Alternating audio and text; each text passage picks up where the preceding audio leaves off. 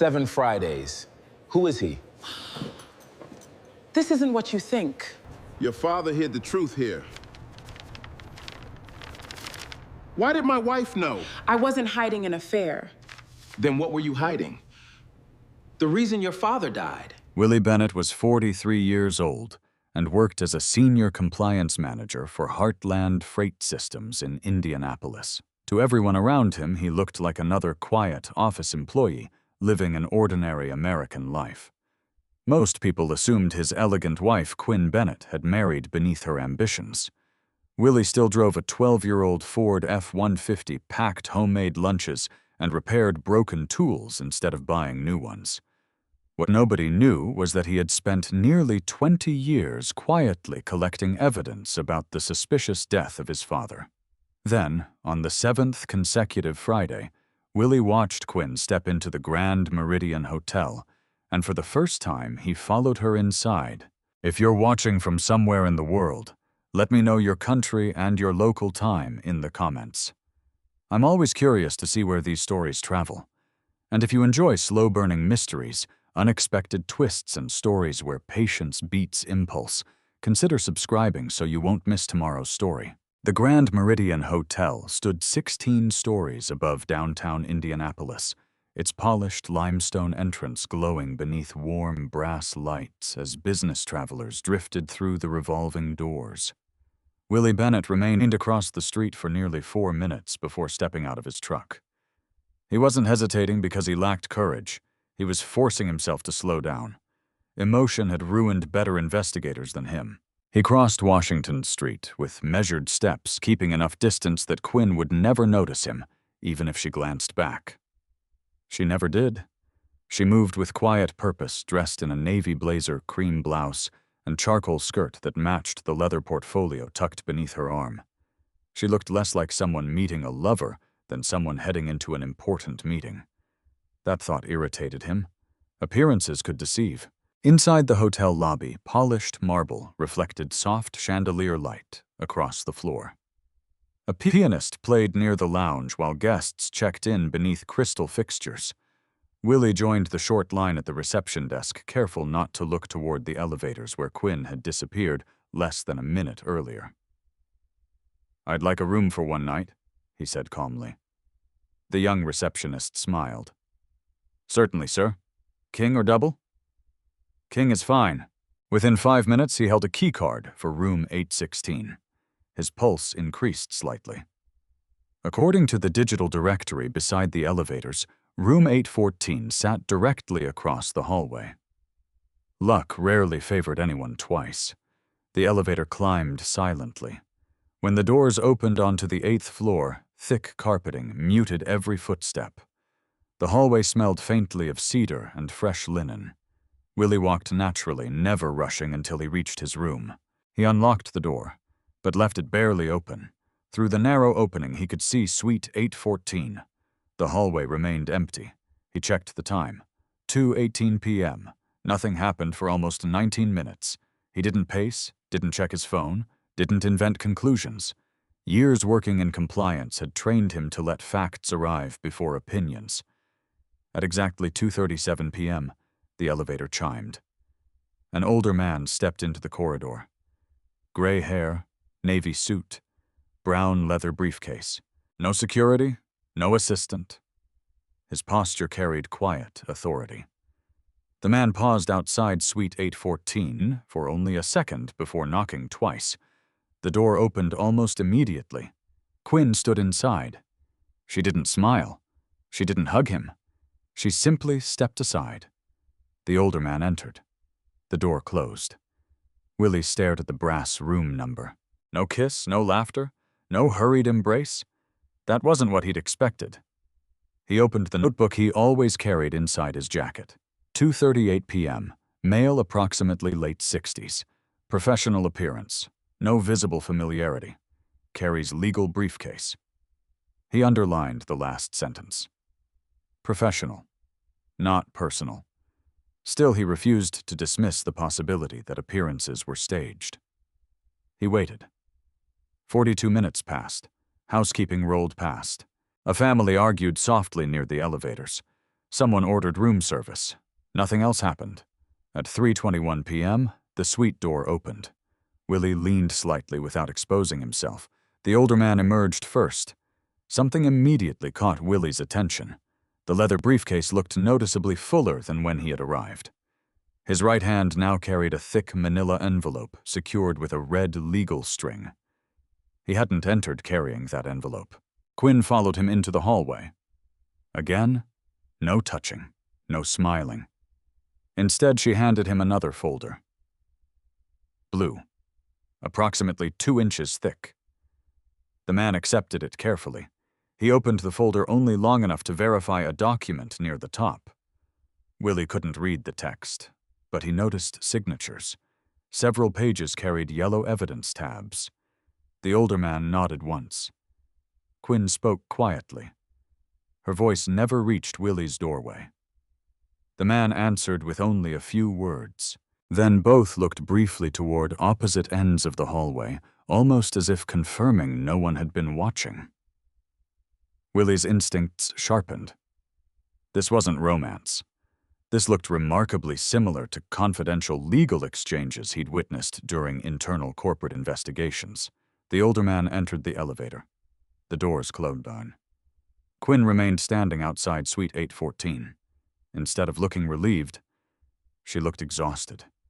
She rubbed her forehead, closed her eyes for several seconds. Then she inhaled deeply before returning inside. The suite door shut again. Willie stayed exactly where he was. His assumptions had begun collapsing. He had expected perfume, champagne, hidden affection, instead folders, evidence tabs, legal envelopes, professional distance. None of it made sense. At 3:33 p.m., Quinn exited once more, this time carrying only her portfolio. She locked the suite from outside, using a hotel-issued access card before slipping it into an envelope marked for housekeeping. Interesting, very interesting. She wasn't staying overnight. She walked toward the elevator without looking around. Willie waited another full minute before quietly following. From inside the elevator lobby, he watched her cross the main floor and leave through the front entrance. He remained inside. Not yet.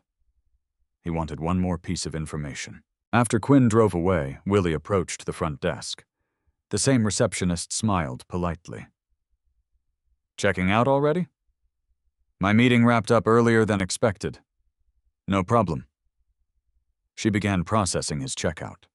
Willie casually glanced toward the concierge desk where several arriving guests signed registration cards. Then inspiration struck. "I think I recognized someone upstairs," he said conversationally. "The gentleman in the navy suit." "The older fellow." The receptionist smiled. "You probably did. We have judges and attorneys here almost every Friday." Willie's heartbeat slowed. Almost every Friday. Not couples, lawyers, judges. "What was his name?" Willie asked lightly. "I couldn't say, sir." "Professional. Expected." He nodded politely. "No problem." He accepted his receipt and walked toward the exit. Outside, warm summer air replaced the hotel's cool fragrance. He climbed into his aging pickup but didn't start the engine. Instead, he reviewed every photograph he had quietly taken. One image showed the older man's profile clearly as he stepped from the elevator. Another captured the blue folder changing hands. A third showed the sealed envelope beneath his arm. He zoomed in. There, on the corner of the envelope. A small embossed seal. Not a company logo, not a law firm. An eagle. A federal court seal.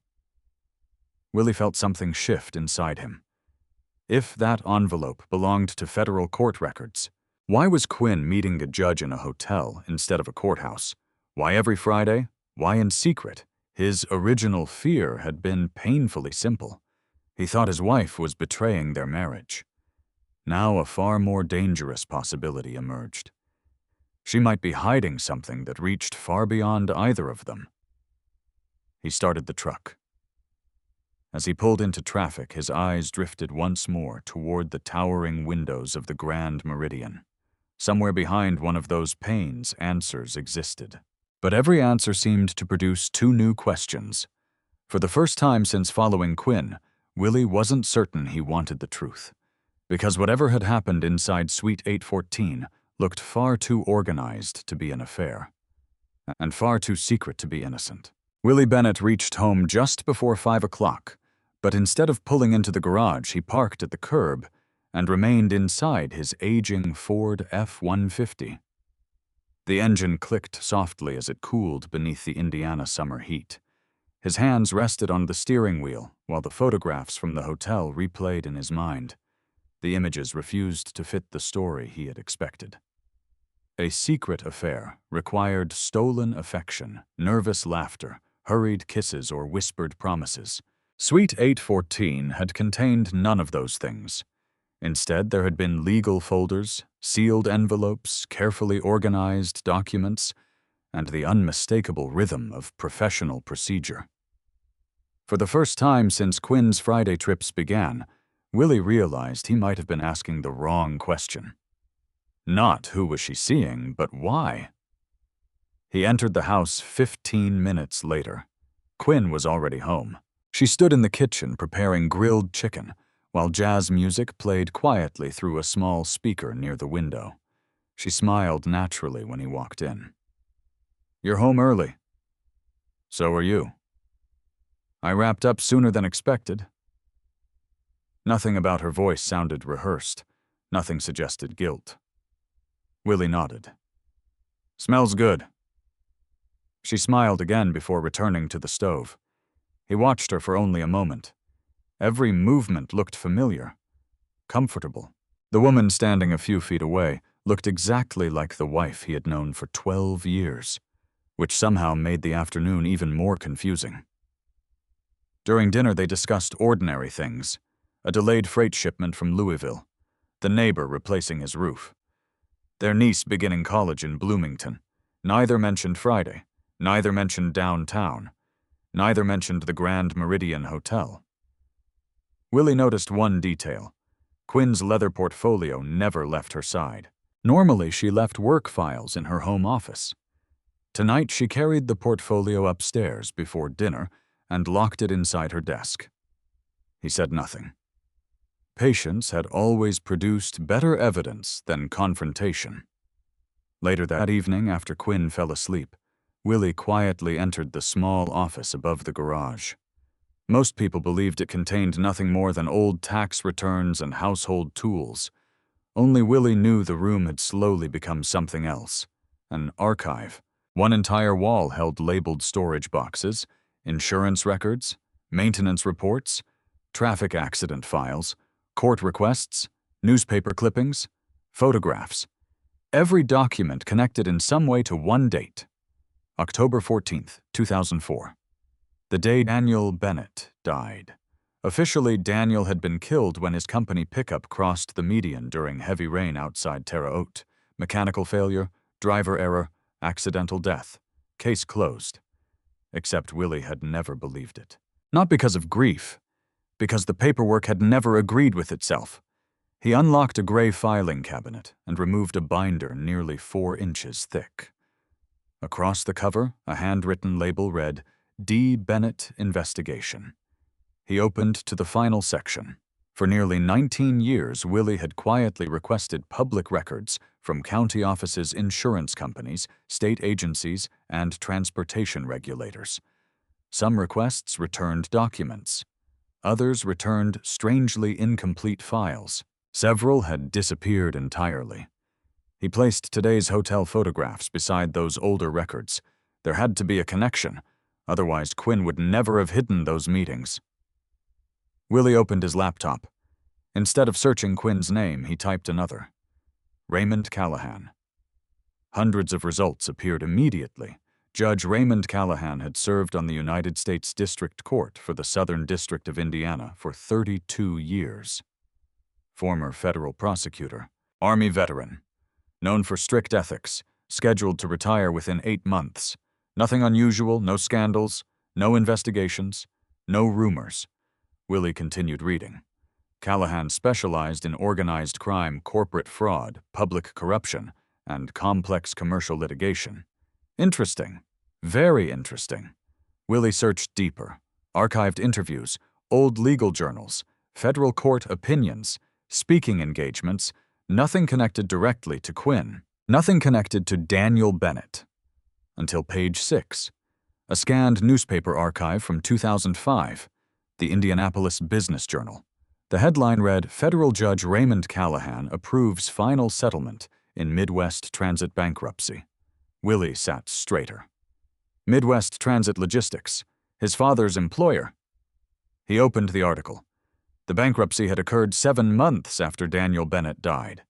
Assets sold, executives resigned, employee pension obligations transferred, routine corporate restructuring, at least according to the article. Willie highlighted one sentence. Judge Raymond Callahan authorized the final disposition of sealed evidentiary materials related to pending transportation litigation. Sealed evidentiary materials. His heartbeat slowed. Not faster. Slower. That only happened when something important appeared. He opened another folder.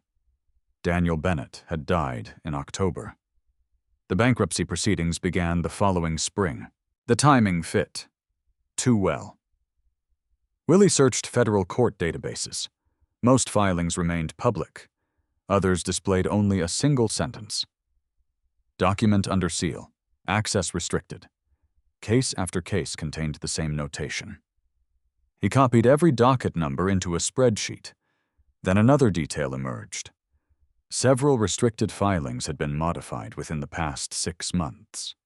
6 months. Exactly the same period Quinn had begun visiting the hotel every Friday. Coincidence rarely survived careful investigation. He created a second spreadsheet. Friday hotel visits, federal docket updates, one column beside the other, date after date, aligned almost perfectly. May 8th, May 15th, May 22nd, June 5th, June 19th, July 3rd. Every Friday, Quinn visited the hotel. Within days, another sealed filing appeared in federal court. Willie leaned back. The pattern was impossible to ignore. His wife wasn't simply meeting Judge Callahan. Something from those meetings continued entering federal court. But why outside the courthouse? He searched Judge Callahan's recent public calendar. Nothing. No Friday appointments. No listed conferences. No hotel meetings.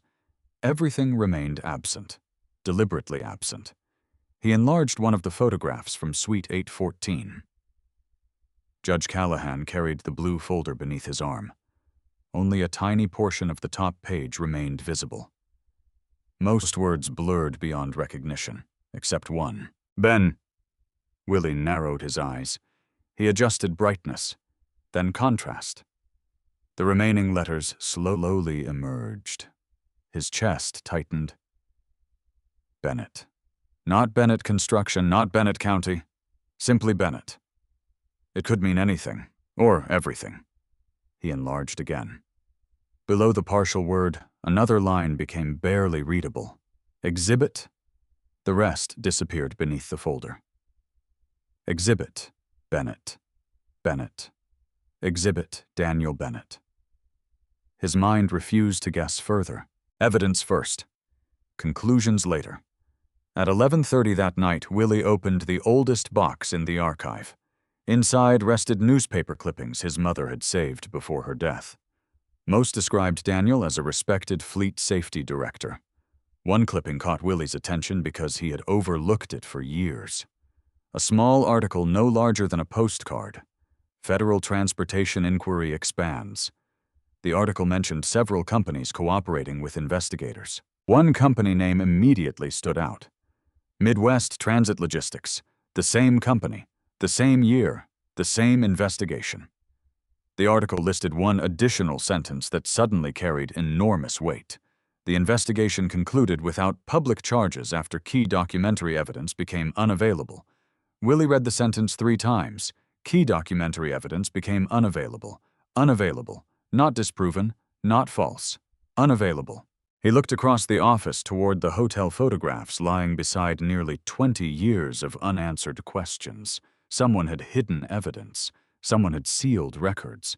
Someone had continued meeting quietly inside a luxury hotel every Friday, and somehow, Quinn had become part of it.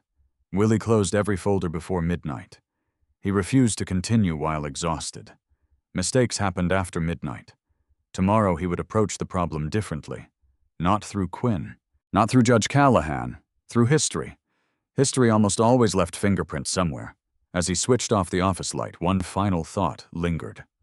If Judge Raymond Callahan had spent decades protecting corruption, Willie would expose him. But if the judge had spent decades protecting evidence from corruption, then the person Willie truly needed to fear had not appeared inside Suite 814 at all. Willie Bennett woke before sunrise, just as he had nearly every weekday for the past 20 years. At 5:15, the neighborhood remained quiet, except for distant traffic moving along Interstate 465. He brewed coffee, packed his lunch into the same insulated container he had carried for years, and stood for a moment beside the kitchen window. Quinn was still asleep upstairs. For a brief moment, he almost convinced himself to forget everything. He could throw away the photographs, stop searching court records, accept that some questions never received answers. Many people spent entire lives avoiding uncomfortable truths. The temptation lasted less than 10 seconds. He picked up his truck keys and drove to work. Heartland Freight Systems occupied a modern office complex on the southwest side of Indianapolis. Hundreds of tractor-trailers passed through its distribution network every day, making it one of the region's largest transportation companies.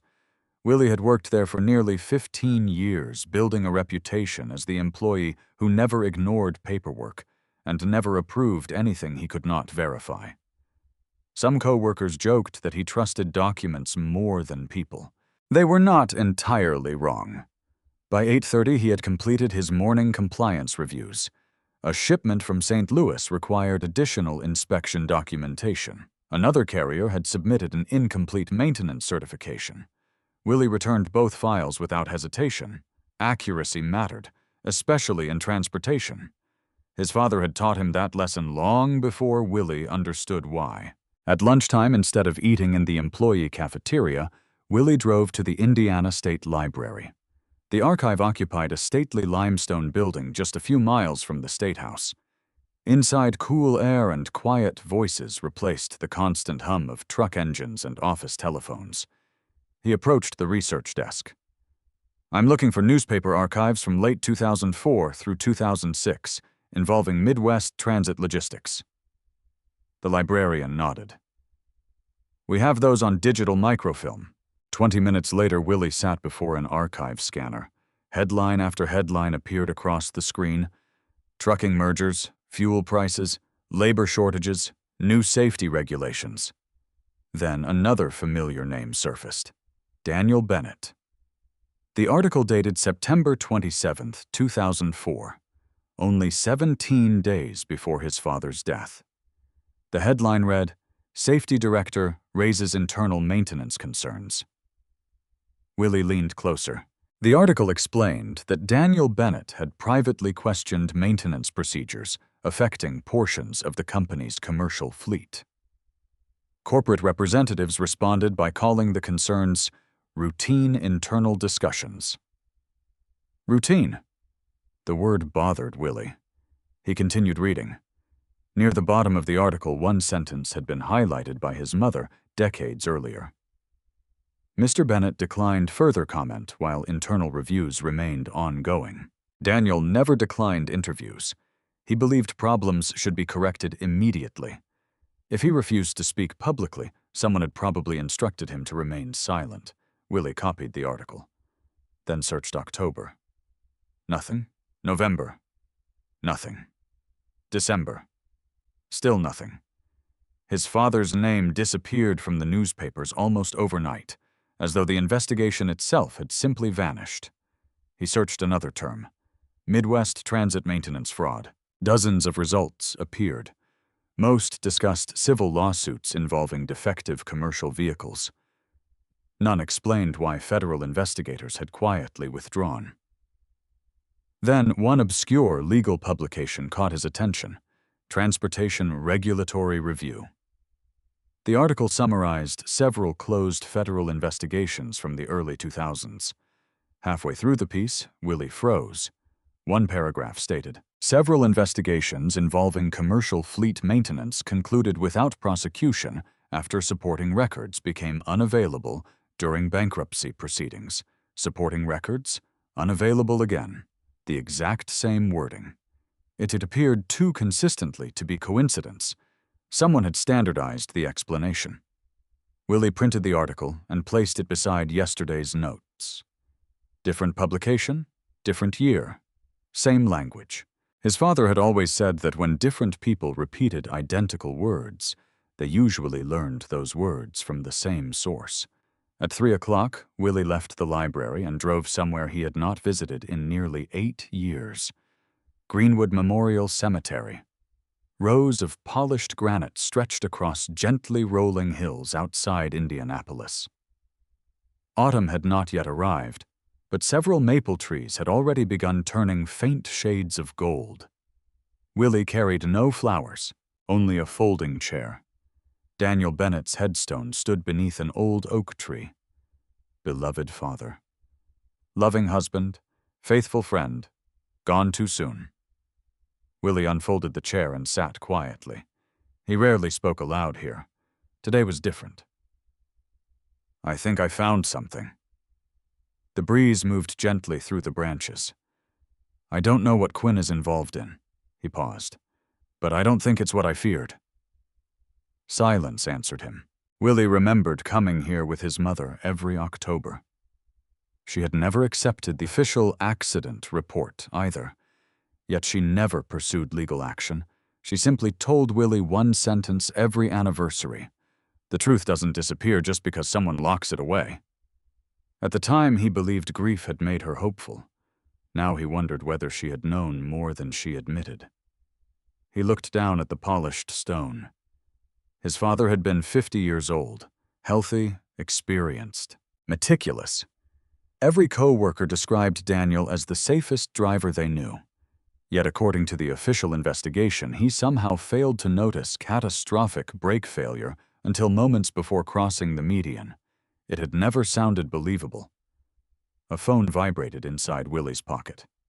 "Quinn." "Hi. Are you still at work?" "No."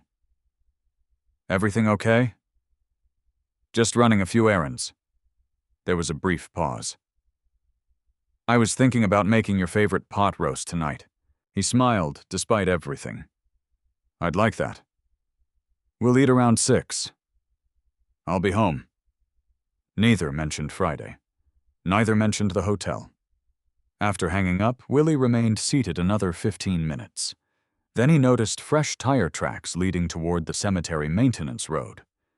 A white county pickup slowly passed nearby before disappearing beyond another section. Nothing unusual. Still, years spent examining details had trained Willie never to dismiss observations. He memorized the vehicle number anyway. Old habits. Back home dinner unfolded peacefully.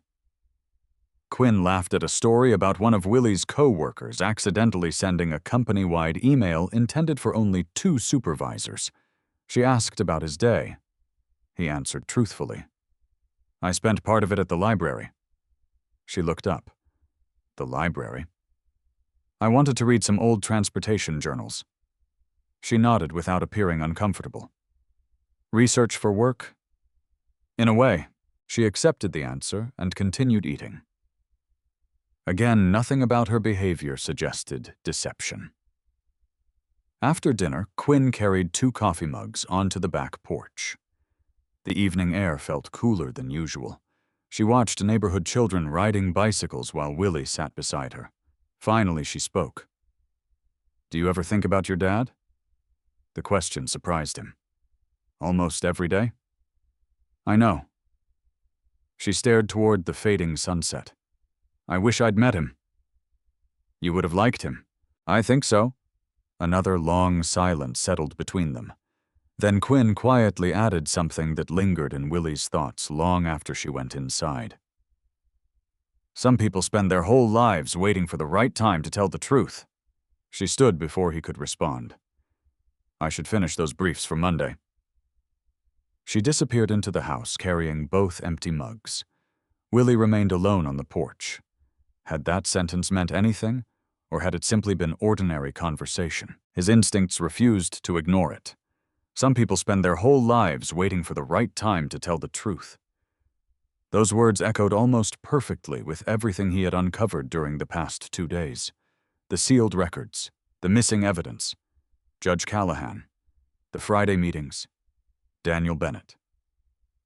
Willie looked toward the upstairs office window where Quinn had begun working. Then he quietly removed the folded newspaper article from his pocket. Across the top, one line suddenly seemed more important than the headline itself. Internal maintenance concerns. His father had never been investigating a single accident. He had been investigating a system, and systems rarely protected themselves without powerful people working behind them. Somewhere inside that forgotten history lay the reason Quinn continued walking into Suite 814 every Friday. Willie was now more certain than ever that the answers had never truly disappeared. Someone had simply hidden them well enough that almost everyone stopped looking. He had no intention of becoming one of those people. The following Friday arrived with surprising speed. For the entire week, Willie Bennett had resisted the urge to confront Quinn. Every evening he reviewed old records, reorganized timelines, and searched public databases instead of asking questions he was not yet prepared to hear answered. Evidence first, conversation second. That principle had guided his career, and so far had protected his marriage from accusations he might later regret. At exactly 1:40 p.m., Quinn left her office. Willie, who had arranged to work remotely that afternoon, waited 2 blocks away in his truck. He maintained enough distance to avoid attracting attention while keeping her silver Lexus in sight. She followed the same route as before. Interstate 65, downtown Indianapolis, the Grand Meridian Hotel. Nothing had changed, except Willie. This time he arrived prepared. Instead of renting a room, he entered through a side entrance used primarily by conference guests. He carried a leather messenger bag containing only a notebook, bottled water, a tablet computer, and copies of the photographs from the previous Friday. He wanted to observe. Nothing more. Quinn entered the elevator at precisely 2:11 p.m. Willie waited until the doors closed before using another elevator at the opposite end of the lobby. The 8th floor appeared exactly as it had 1 week earlier. Quiet, soft lighting, muted carpet. Suite 814. He positioned himself near an alcove where decorative artwork partially concealed anyone standing nearby. From there, he could observe the hallway without appearing suspicious. At 2:36 p.m., Judge Raymond Callahan arrived. Same navy suit, same brown leather briefcase, same calm expression. He entered Suite 814 after 2 measured knocks. Again, no greeting beyond a polite nod. Again, no physical affection. Willie glanced at his watch. 40 minutes passed. At 3:18 p.m., the suite door opened. This time, something unexpected happened. A hotel employee pushed a luggage cart into the hallway. Large archival storage boxes rested on its lower shelf. White banker boxes, the kind used by law firms, accounting offices, and government agencies. The employee stopped outside Suite 814. Judge Callahan signed a delivery form. Quinn helped move the boxes inside. 3 boxes, each labeled with printed inventory stickers. One label briefly faced the hallway before disappearing into the room. Willie read only part of it. Case Archive. Another box carried a printed barcode and the words Exhibit Records. No affair required archive boxes. His certainty grew stronger. Several minutes later, the hotel employee departed. Willie quietly approached the same section of hallway after the cart disappeared around the corner. Near the suite entrance lay a tiny scrap of white paper. Probably torn while moving one of the boxes, he glanced toward both elevators. No one watched. He picked up the paper. Only a fragment remained. Most of the printing had been torn away. Yet one line survived. Evidence Inventory. Below it appeared several typed characters. DB-17. Willie's pulse quickened. DB, Daniel Bennett. or merely another inventory code he refused to assume. The scrap disappeared into his notebook. At 3:54 p.m., the meeting ended. Judge Callahan exited carrying one of the archive boxes. Quinn remained inside another minute before following him into the hallway. This time the judge spoke loudly enough that Willie heard every word. "Next Friday should finish the review," Quinn answered quietly. "I hope so." "You're doing the right thing." She lowered her eyes. "I just wish it hadn't taken so long." Neither noticed Willie. The judge entered the elevator. Quinn returned briefly to the suite before leaving with only her portfolio. Everything repeated almost perfectly. Except now Willie possessed a physical clue. After both departed, he remained another 15 minutes before leaving the hotel. He drove directly to the small office above his garage. The torn paper rested beneath a magnifying lamp. Evidence inventory, DB-17, nothing more. He examined both sides. One corner displayed part of another printed line. Storage unit. The remaining characters had been ripped away. Storage unit, his thoughts accelerated. Archive boxes, evidence inventory, storage unit. Could Quinn be keeping additional records somewhere outside the hotel? He opened his laptop. Searching every commercial storage company within Indianapolis produced dozens of possibilities. Too many. He needed another angle. He enlarged photographs from the hallway once again. The inventory sticker on the archive box remained blurry. Still, digital enhancement revealed several darker characters beneath the barcode. A small company logo emerged. Midwest Secure Storage. Willie searched immediately. Only one facility carried that name. An older warehouse on the south side of Indianapolis near the airport. Privately owned. Climate-controlled, primarily rented by law firms and businesses storing long-term records. He looked at the clock. 5:23. The office remained open until 6. Within 20 minutes, he parked across the street from the warehouse. The building looked ordinary. Gray concrete, roll-up loading doors, security cameras, electronic gate. Nothing suggested secrets. Several customers loaded furniture into rented units. A landscaping crew unloaded equipment. Business appeared entirely routine. Then Quinn's silver Lexus turned into the parking lot.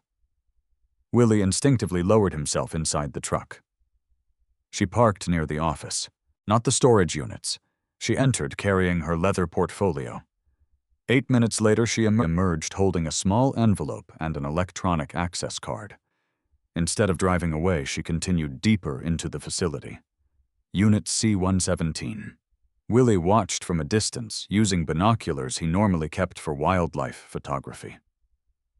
Quinn unlocked the door. She disappeared inside. The storage unit remained open. From where he sat, he could see only shadows. 10 minutes later, she rolled another white banker box toward her car. Not heavy, probably documents. She'd placed it carefully inside the trunk, locked the vehicle, returned for a second box, then a third. No furniture, no personal belongings, only document archives. She locked the storage unit before returning the access card to the office. Then she drove home. Willie waited another half hour. He wanted to ensure she never noticed him. Finally, he crossed the street. Inside the office, a middle-aged manager greeted him warmly. "Looking for storage?" "Maybe." Willie smiled politely. "I'm helping my company organize old compliance files." The manager nodded knowingly. "We have several law firms storing records here." "Law firms? Exactly as expected." "We're nearly full," the manager continued. "Mostly long-term business rentals." Willie glanced casually toward the security monitor behind the desk. Dozens of storage aisles appeared. One screen briefly displayed Corridor C, Unit 117, locked. He smiled. "I'll have to check with my supervisor first." "No problem." The manager handed him a brochure. As Willie turned toward the exit, one framed certificate hanging beside the office door caught his attention. Corporate Preferred Client. Below the logo appeared several company names, accounting firms, medical groups, legal practices. One name immediately stood out. Holloway and Pierce, LLP. Willie stopped walking. He recognized it. The name had appeared months earlier while reviewing bankruptcy filings connected to Midwest Transit Logistics. He had not thought about it since. Now it resurfaced inside the storage facility where Quinn kept document boxes. Coincidence seemed increasingly unlikely. Back home that evening, Quinn acted exactly as she always had. She watered flowers, prepared dinner, asked Willie whether he wanted to visit her sister the following weekend. Nothing appeared unusual. Nothing except the 3 white archive boxes now sitting somewhere inside the house. He never saw her carry them inside. She must have waited until he remained upstairs. Or perhaps she had placed them somewhere else entirely. Late that night, after Quinn fell asleep, Willie quietly reviewed every clue collected during the past 2 weeks. Judge Raymond Callahan, Friday meetings, federal court seals, evidence inventory, storage unit C-117, Midwest Secure Storage, Holloway and Pierce LLP. He arranged the notes across his desk. One connection slowly emerged. Every clue involved preserving records, not destroying them, preserving them. Someone had spent years protecting evidence instead of eliminating it. If that assumption proved true, Quinn had not been hiding documents to conceal a crime. She had been hiding them until the right moment to reveal one. Willie leaned back in his chair. For the first time since following his wife into the Grand Meridian Hotel, he felt something replacing suspicion. Respect. Whoever Quinn had become involved with, she had accepted enormous personal risk. The only remaining question was whether that risk protected justice or delayed it. He had a growing feeling the answer waited somewhere inside storage unit C-117, behind a steel door filled with banker boxes that had remained unopened for far too many years. Saturday morning arrived with clear skies over Indianapolis, but Willie Bennett's thoughts remained fixed on storage unit C-117.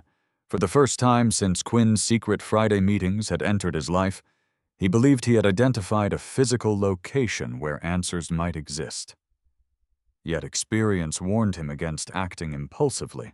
Breaking into the storage unit would accomplish nothing except destroy the credibility of anything he might later discover. Evidence obtained illegally often became evidence that could never be used. His father had taught him that lesson long before teaching him how to drive. Willie poured coffee into his favorite ceramic mug and carried it onto the back porch. Quinn sat at the patio table reading a legal journal while the family dog rested beside her chair. She looked up and smiled. "Good morning." "Morning." She folded the magazine. "I was thinking we could visit my sister this afternoon if you're still interested." "I am." She studied him for a second. "You've been quiet this week." "I've had a lot on my mind." "I noticed." There was kindness in her voice, not suspicion. Willie hated the growing distance that secrets created between them, even if those secrets might ultimately have honorable reasons behind them. He wanted to trust her. The problem was that trust and unanswered questions rarely lived comfortably together. After breakfast, they drove 40 minutes to Greenwood, where Quinn's older sister Rebecca lived with her husband and 2 teenage sons. The afternoon unfolded exactly as ordinary family gatherings should. They grilled hamburgers, watched a baseball game on television, laughed while the boys argued over fantasy football. No one mentioned judges' storage units or sealed evidence. Willie almost relaxed. Then Rebecca asked a question that caught him off guard. "So, Quinn, are those Friday meetings almost finished?" The backyard suddenly felt quieter. Willie kept his attention on the grill, pretending not to notice. Quinn answered naturally. "I think there's only one more after next week." Rebecca nodded. "I'm glad." "So am I." Nothing else followed.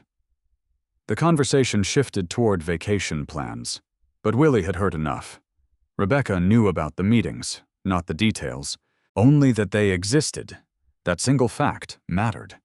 If Quinn had truly been hiding an affair, she probably would not have casually acknowledged recurring Friday meetings in front of family. His suspicion weakened another degree. Late that evening, after returning home, Willie entered his upstairs office and wrote a new observation in his notebook. Rebecca aware of Friday meetings. No apparent secrecy within family. Supports non-romantic explanation. He underlined the final sentence. His investigation no longer focused on proving Quinn dishonest. Now it focused on understanding why she believed secrecy remained necessary. Sunday afternoon brought another unexpected opportunity. While organizing old financial records in the basement, Willie discovered a cardboard box containing documents that had belonged to his mother after his father's death. Most consisted of insurance papers and tax returns. One sealed envelope had never been opened. Across the front, his mother's handwriting read, "Daniel's personal things." Willie carefully opened the envelope. Inside rested only 4 items. His father's driver's license, a faded family photograph, an old brass key, and a business card. The key carried no markings. The business card immediately drew his attention. Richard Holloway, attorney at law, Holloway & Pierce LLP. Willie stared at the name. The same law firm displayed inside Midwest Secure Storage. The same firm connected to the old bankruptcy proceedings. Why had his father kept the attorney's business card? He turned it over. On the back, written in blue ink, appeared a short note. Call only if necessary. No date, no explanation, nothing else. Willie leaned back slowly. Richard Holloway. Not merely a company attorney, someone his father had personally known, or trusted, or perhaps distrusted. The possibilities multiplied. He searched online. Richard Holloway remained active despite being 61 years old. Senior partner, commercial litigation, corporate restructuring, transportation law. Every specialty intersected with Midwest transit logistics. Another coincidence disappeared. Monday morning, Willie decided to do something he had postponed for nearly 2 decades. He requested a copy of his father's complete personnel file from the bankruptcy records custodian handling the dissolved company's archived employment documents. He expected another rejection. Instead, the reply arrived less than 3 hours later. Personnel files available by appointment. Tuesday, 10 a.m., Fort Wayne Federal Records Repository. Willie read the email twice. After 19 years of dead ends, one door had unexpectedly opened. He immediately requested vacation time for Tuesday morning. His supervisor approved the request without asking questions. That evening, Quinn remained unusually thoughtful during dinner. Several times, Willie caught her looking toward him as though debating whether to say something. Finally, she set down her fork. "Can I ask you something?" "Of course." "If you discovered someone you respected had kept a secret for years," she hesitated, "would you automatically assume the worst?" Willie answered honestly. "No." "What would you assume?" "I'd assume there was a reason." "What if they couldn't explain it yet?"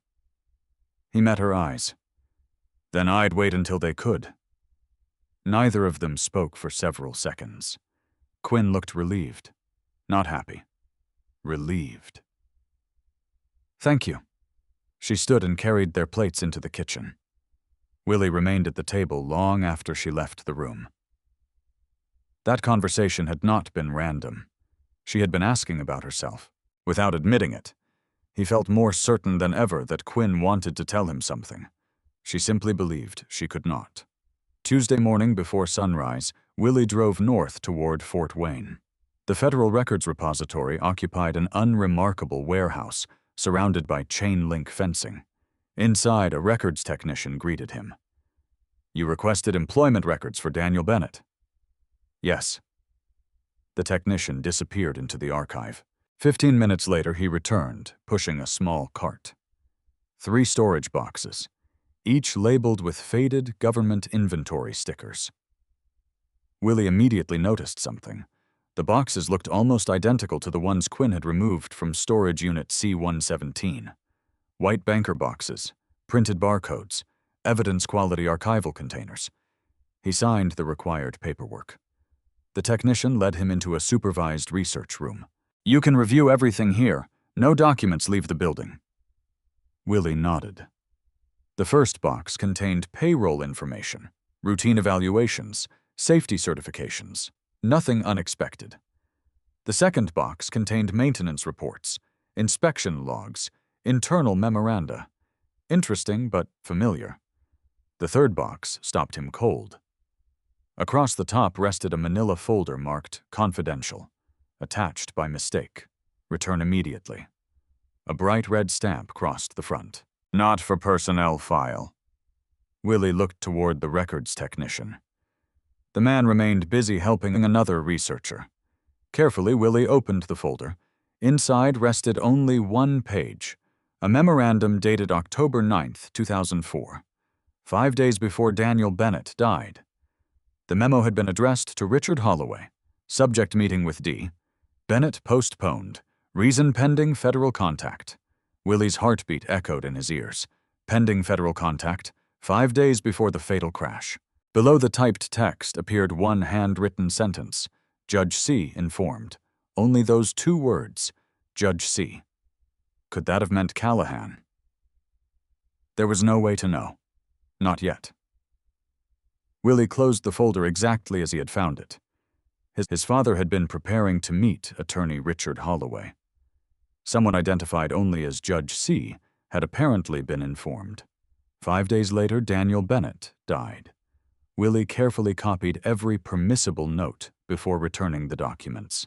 As he walked back toward his truck beneath the gray Indiana sky, one realization settled heavily over him. The connections were no longer theoretical. His father, Richard Holloway, Judge Callahan, Quinn. Every thread belonged to the same fabric. And after nearly 20 years, that fabric was finally beginning to unravel. Willie Bennett drove back to Indianapolis with the memorandum resting inside a manila folder on the passenger seat. He had copied every detail permitted by the records repository, but the 2 handwritten words remained fixed in his mind. Judge C. The initials proved nothing. Indiana had dozens of judges whose last names began with the letter C. Yet after everything Willie had uncovered during the previous 3 weeks, coincidence seemed increasingly rare. He reached home shortly after 5:30. Quinn was watering the flower beds near the front porch. She smiled as he stepped from the truck. How was your day? Productive? I'm glad. She set the watering can aside. I made chicken parmesan, his favorite. The small gesture reminded Willie why he had refused to accuse her without proof. Nothing about Quinn suggested someone living a double life. If anything, she seemed burdened by a responsibility she wished she could finally put down. During dinner, she appeared unusually distracted. Twice, she glanced toward the clock above the refrigerator. Finally, she spoke. Will you be home Friday afternoon? I should be. I may be late getting back. Willie simply nodded. I figured. She studied him for a moment, perhaps surprised by the lack of questions. Thank you. For what? For trusting me. The sentence lingered between them. Willie answered carefully. I've learned that not every secret is a betrayal. Quinn lowered her eyes. No. It isn't. That was all she said. Later that evening, Willie returned to his office and began reorganizing his investigation. He pinned a fresh sheet of paper to the corkboard. Across the top, he wrote one question. What happened before October 14th, 2004? Everything seemed to point toward the days leading up to his father's death. He drew a timeline. September 27th, Daniel publicly raised maintenance concerns. October 9th, meeting with Richard Holloway postponed. Pending federal contact. Judge C. informed. October 14th. Fatal crash. Spring 2005. Corporate bankruptcy. Evidence sealed. Nearly 20 years later. Judge Callahan and Quinn secretly reviewing archived documents. The pattern no longer resembled isolated events. It resembled an interrupted investigation. Willie stared at the board. Someone had stopped the investigation. Someone else had quietly preserved it. The question was which side Judge Callahan had been on. Wednesday morning brought another surprise. At work, Willie's administrative assistant entered his office carrying a small, padded envelope. No return address.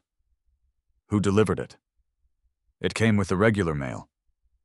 Willie thanked her and waited until she left before opening it. Inside rested a flash drive. Nothing else. No note, no instructions. He hesitated only briefly before connecting it to an isolated laptop reserved for suspicious digital files. One folder appeared. Archive. Inside rested only a single PDF. The document carried no title. The first page displayed a scanned shipping manifest dated October 12, 2004. Midwest Transit Logistics, Fleet Maintenance Division. Willie frowned. Why would someone anonymously send him an ordinary shipping record? Then he reached page 3. Several handwritten signatures appeared beside equipment inspection reports. One signature belonged unmistakably to Daniel Bennett. Another belonged to a maintenance supervisor. A third signature had been crossed out with black ink. Someone had attempted to obscure the name. Willie enlarged the page. Only the first 3 letters remained visible. Holloway impossible. Richard Holloway had been an attorney, not a maintenance supervisor. Willie looked closer. No. The surname began with Hull, but the first name had been completely removed. Another dead end. He continued reading. The final page contained something far more important. A handwritten inspection note. Brake assembly removed before scheduled review. Replacement authorization pending. Willie stopped breathing for a moment. Brake assembly. His father's official accident report blamed catastrophic brake failure. If the brake assembly had already been removed 2 days before the crash, then the official explanation no longer fit. Someone had altered the maintenance timeline. His phone vibrated. Unknown number. He answered cautiously. "This is Willie." A calm, older male voice replied. "Mr. Bennett." "Yes." "My name is Harold Mason." Willie immediately opened his notebook. The name meant nothing. "I worked with your father." Willie sat upright. "When?" "Many years ago." "Why are you calling now?" A long pause followed. "Because someone finally reopened the boxes." Willie's grip tightened around the phone. "What boxes?" "The evidence boxes." Silence. Then Harold continued. "I've waited 19 years for someone to ask the right questions." "How did you get my number?" "I've been trying to decide whether I should call you for almost a month." "Who told you to?" "No one." Another pause. "Your father saved my life." Willie remained completely still. Harold's breathing sounded slow but steady. "I owed him the truth." "What truth? Not over the phone?" "Then where?" "Lincoln Park." "Tomorrow. 9 in the morning." Harold gave the location of a public gazebo before ending the call. No threats, no demands. Simply a meeting.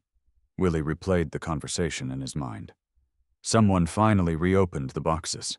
Only a handful of people could know about the archive boxes Quinn and Judge Callahan had been reviewing. Who exactly was Harold Mason? That evening, Willie searched public records.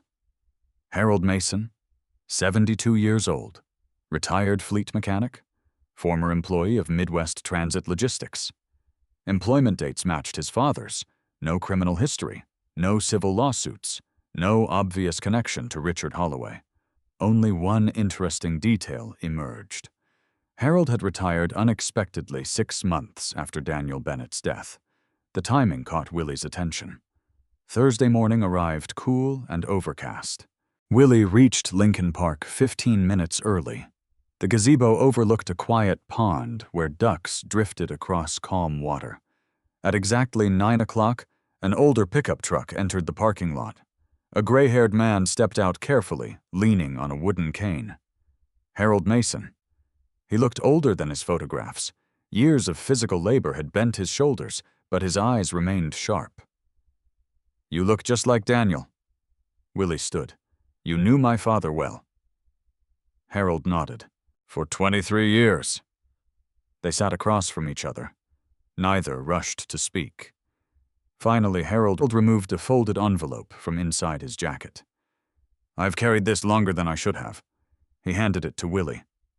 Inside rested several faded photographs, maintenance garage, company trucks, mechanics, then one final image. Daniel Bennett stood beside another man near an inspection bay. Willie recognized the second man instantly, Richard Holloway, not wearing a business suit. Instead, blue work coveralls, a mechanic's uniform. Willie looked up in confusion. "That's impossible." Harold smiled sadly. "No? It isn't. Richard Holloway wasn't always a lawyer." Willie stared at the photograph again. The younger Holloway looked no older than 30. Grease covered his hands, name patch on his shirt, fleet maintenance. "He worked with us before law school," Harold explained. "He knew every truck in that company." "Then why become an attorney?" Harold looked across the pond. "Because after what happened..." He stopped speaking. "What happened?" Harold's expression darkened. "Daniel discovered something nobody was supposed to discover." "What?" Harold slowly shook his head. "I promised I'd only tell that part when everyone was finally ready." "Who is everyone?" "The judge." "Judge Callahan." Harold met Willie's eyes for the first time. "So, you know his name already?" The silence that followed felt heavier than any answer.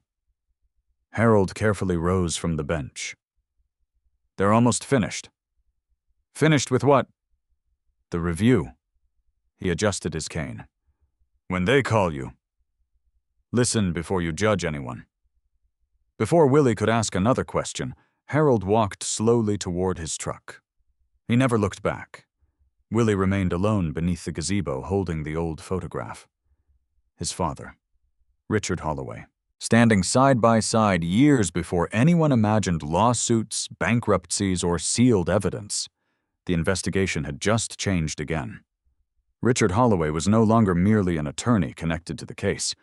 He had once worked beside Daniel Bennett, which meant the conspiracy, whatever it truly was, had begun long before the courtroom, and long before Willie had ever suspected his wife was hiding anything at all. Willie Bennett spent the rest of Thursday unable to focus on anything except the faded photograph Harold Mason had given him. He laid it beneath the bright desk lamp in his upstairs office and examined every detail through a magnifying glass. The image had obviously been taken years before Daniel Bennett's death. His father looked younger. Richard Holloway looked even younger. Both men wore grease-stained maintenance uniforms bearing the Midwest Transit Logistics logo stitched above the pocket. Behind them stood an inspection bay with 3 commercial trucks waiting for service. Nothing appeared remarkable. Until Willie noticed the calendar hanging on the garage wall. The numbers were blurred, but one word remained readable: safety. The calendar promoted the company's annual safety campaign. Ironically, almost everything surrounding his father's death revolved around safety, or the failure of it. He carefully turned the photograph over. Someone had written a short sentence in faded black ink. Danny and Rich after finishing the fleet audit. Fleet audit, not maintenance, an audit. The wording mattered. Audits identified problems. Maintenance corrected them. Willie added another note to the growing timeline pinned across his office wall. Daniel and Richard once worked together conducting fleet audits. If Richard Holloway had later become an attorney specializing in transportation law, perhaps Daniel had trusted him because they shared more than a workplace. Perhaps they had shared the same purpose. Friday morning arrived gray and humid. The final Friday. At least according to what Harold Mason and Judge Callahan had both implied. Willie barely touched breakfast. Quinn noticed immediately. "Nervous about work?" "A little." She reached across the table and gently squeezed his hand. "Everything will be all right." The reassurance sounded strangely personal, almost as though she knew something important would happen before the day ended. She left for work shortly after 8. Willie waited nearly 30 minutes before leaving the house himself. This time he did not follow Quinn immediately. Instead, he drove to Lincoln Park. Harold Mason had mentioned one sentence repeatedly: "When they call you, Listen before you judge anyone. The words refused to leave his thoughts. Around noon, his phone rang. Unknown number. Again. This is Willie. Mr. Bennett. The voice belonged to Judge Raymond Callahan, calm, measured, older than Harold's. We need to speak. Willie remained silent. I imagine you've been asking many questions. I have. You deserve answers. The judge paused. But not in a hallway or over a telephone. When? Today. Where? Suite 814. Willie's pulse accelerated. The hotel, yes. 3 o'clock. Another brief silence. You may bring the photograph. The line disconnected. Willie stared at the phone. Judge Callahan knew about the photograph, which meant Harold had almost certainly contacted him. Or perhaps the judge had expected this meeting all along. At exactly 2:45 p.m., Willie entered the Grand Meridian Hotel. Unlike previous Fridays, he no longer hid in the hallway. He walked directly toward Suite 814. The door stood slightly open. Judge Callahan waited inside. Quinn sat beside a conference table covered with carefully organized document boxes. 3 white banker boxes, exactly like those from storage unit C-117. She looked exhausted. Yet when Willie entered, relief crossed her face. Not fear, relief. No one spoke immediately. Judge Callahan quietly closed the suite door. Mr. Bennett. Willie nodded. Judge. The older man gestured toward an empty chair. Please. Willie remained standing. I've spent weeks trying to understand why my wife secretly met you every Friday. I know. I've followed her. I know. I've reviewed records dating back 20 years. I expected you would. The judge's calmness never changed. Finally, Willie looked at Quinn. Why didn't you tell me? Pain crossed her expression. I wanted to. So why didn't you? Before Quinn could answer, Judge Callahan quietly intervened. Because I instructed her not to. Willie's eyes shifted back to him. You? Yes. Why? Because until this morning, several documents remained under active federal protective order. Willie frowned. Protective order? The judge nodded. Not sealed to hide wrongdoing. Sealed to preserve evidence. The sentence echoed what Willie himself had begun suspecting. Judge Callahan carefully opened the nearest archive box. Inside rested dozens of numbered binders. Every tab carried dates, inspection reports, maintenance logs, internal correspondence, federal interviews, evidence inventories. Nothing appeared random. Everything had been meticulously preserved. Judge Callahan removed one binder and placed it on the table. Daniel Bennett. Willie hesitated before opening it. The first page displayed his father's employee photograph. The second contained handwritten inspection notes. The third carried copies of federal interview transcripts. Willie's breathing slowed.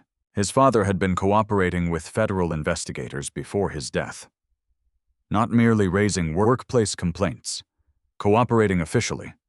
He turned another page. A signed statement from Daniel. Several paragraphs had been highlighted. Commercial brake components intentionally substituted with uncertified parts. Willie stared at the words. Intentional, not accidental. Another document followed. Internal purchasing records, fraudulent invoices, safety inspection failures. The evidence continued for hundreds of pages. His father had uncovered a long-running corporate fraud involving commercial truck brake systems. Faulty parts, false certifications, millions of dollars saved, lives placed at risk. Willie looked up. My father discovered all this. Judge Callahan answered quietly. Your father documented it. Quinn finally spoke. He refused to destroy the records. The room fell silent again. Willie continued reading. Another interview transcript. Federal investigators thanking Daniel for preserving original maintenance logs. Another report. Corporate executives denying knowledge. Another. Requests for search warrants. Everything pointed toward a serious criminal investigation.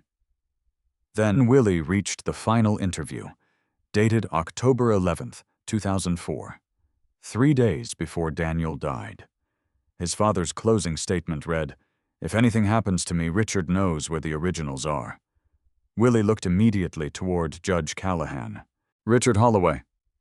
The judge nodded. They trusted each other. "But why become a lawyer?" "Because after your father's death," Judge Callahan folded his hands, "Richard decided someone had to protect the evidence when the investigation collapsed." The investigation collapsed. It was interrupted. By whom? I cannot answer that yet. Not because he refused, because he still legally could not. Willie sensed the distinction. Quinn slid another folder across the table. "Bind! I've wanted to show you this for weeks." Inside rested a certified federal order issued only hours earlier. Protective order dissolved. Evidence authorized for civil and criminal referral. Today's date, Friday, the final Friday. Willie slowly understood. Every meeting at the hotel had involved reviewing decades-old evidence before the protective order expired, not hiding documents, preparing them. Judge Callahan spoke softly. For 19 years, these records remained preserved under court supervision while multiple related proceedings continued. And now they may finally be used. Against whom? The judge looked directly at Willie. That determination belongs to investigators. Not to me. Institutional justice, not personal revenge. Exactly the principle Willie had always believed in. He looked toward Quinn. Tears stood quietly in her eyes. "I hated lying to you." "You weren't lying. I was hiding the truth." "You were protecting it." She nodded slowly. "I wanted to tell you every single day." "I know." For the first time in weeks, Willie truly believed those words.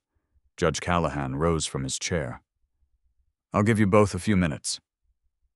He walked toward the adjoining office, quietly closing the interior door behind him. The hotel suite became silent. Quinn reached into her portfolio. There was one more thing. She handed Willie a sealed envelope bearing his name. "I've carried this since the first Friday." He opened it carefully. Inside rested a handwritten letter. The signature at the bottom stopped him cold. Daniel Bennett, his father, written only days before the fatal crash. Willie's hands began to tremble. He had spent 20 years searching for answers. Now, for the first time, he was about to hear his father's own voice. Willie Bennett held the letter with both hands for several long moments before opening it. The paper had yellowed with age. The envelope had been carefully preserved. Every fold remained crisp, protected from time by nearly 2 decades of careful storage. He looked toward Quinn. "How long have you had this?" She answered quietly. "Almost 4 years." His eyes widened. 4 years. Judge Raymond Callahan, who had returned from the adjoining office, answered before Quinn could continue. The letter could not legally be released until the protective order expired. So she knew it existed, yes.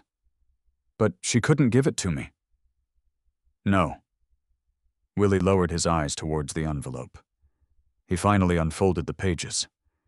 The handwriting belonged unmistakably to his father. Strong, neat, deliberate. Dear Willie, if you are reading this, then 2 things have happened. First, enough honest people remained faithful to their promises.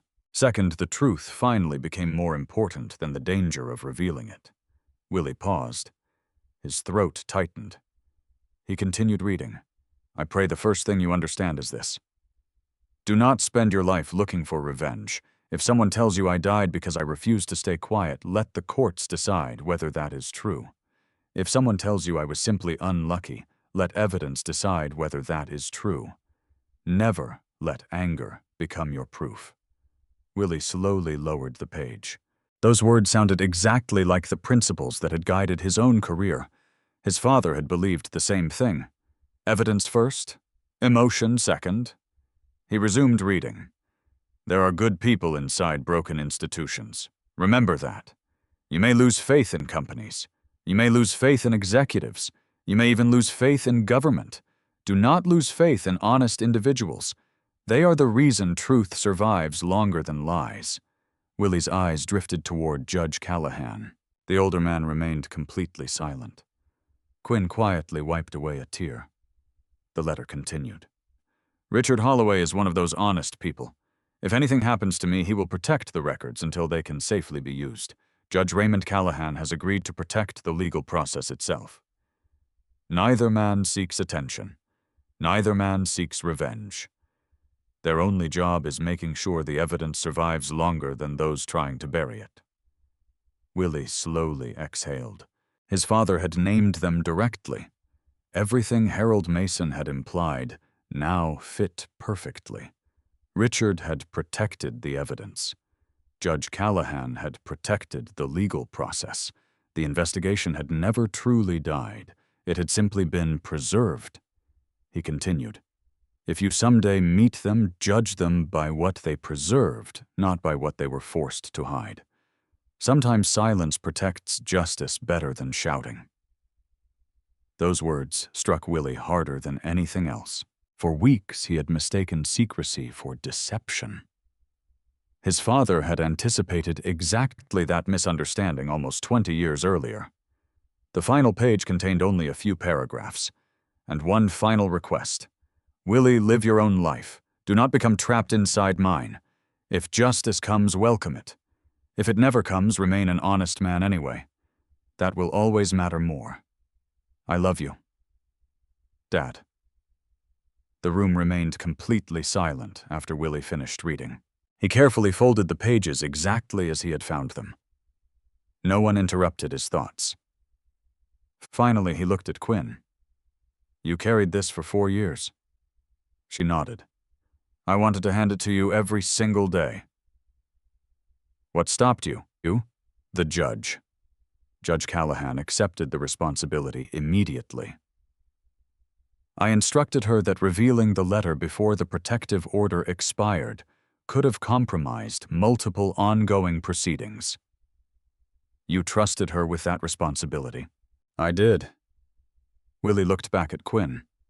And you accepted it. I promised your father. Willie frowned. My father died before you even knew me. Quinn nodded slowly. I know. Confusion crossed his face. Judge Callahan quietly opened another folder. Inside rested a photograph, much newer than the one Harold Mason had provided. The picture showed Quinn standing beside Richard Holloway outside a courthouse, date stamped, 4 years earlier. The day Richard retired, the judge explained. He asked Quinn to continue helping preserve the records. Why Quinn? Because Richard had known her professionally for years, Quinn finally explained. I handled document management for one of the civil proceedings. Richard eventually trusted me. He believed I would never alter a single page. Willie almost smiled. He understood why. No one respected chain of custody more than Quinn Bennett. She had built her career on preserving evidence exactly as received. Judge Callahan walked toward the archive boxes. There is one final matter. He removed another binder. This contains the formal referral package. Willie opened it. Hundreds of indexed documents, witness statements, financial records, maintenance logs, federal correspondence, everything cross-referenced, everything authenticated. The package represented years of patient legal work. Who receives this now? Willie asked. The Department of Justice. And state investigators where appropriate. No media. No. No press conference. Judge Callahan shook his head. The evidence speaks first. Public statements come later. Again, Willie found himself respecting the process. No dramatic accusations, no emotional speeches, only documentation exactly as his father had hoped. Quinn reached for Willie's hand. I'm sorry. He squeezed it gently. For what? For making you carry suspicion. You didn't. I did. I chose to suspect. No. You chose to investigate. There is a difference. He realized she was right. Investigation had ultimately protected both their marriage and the truth.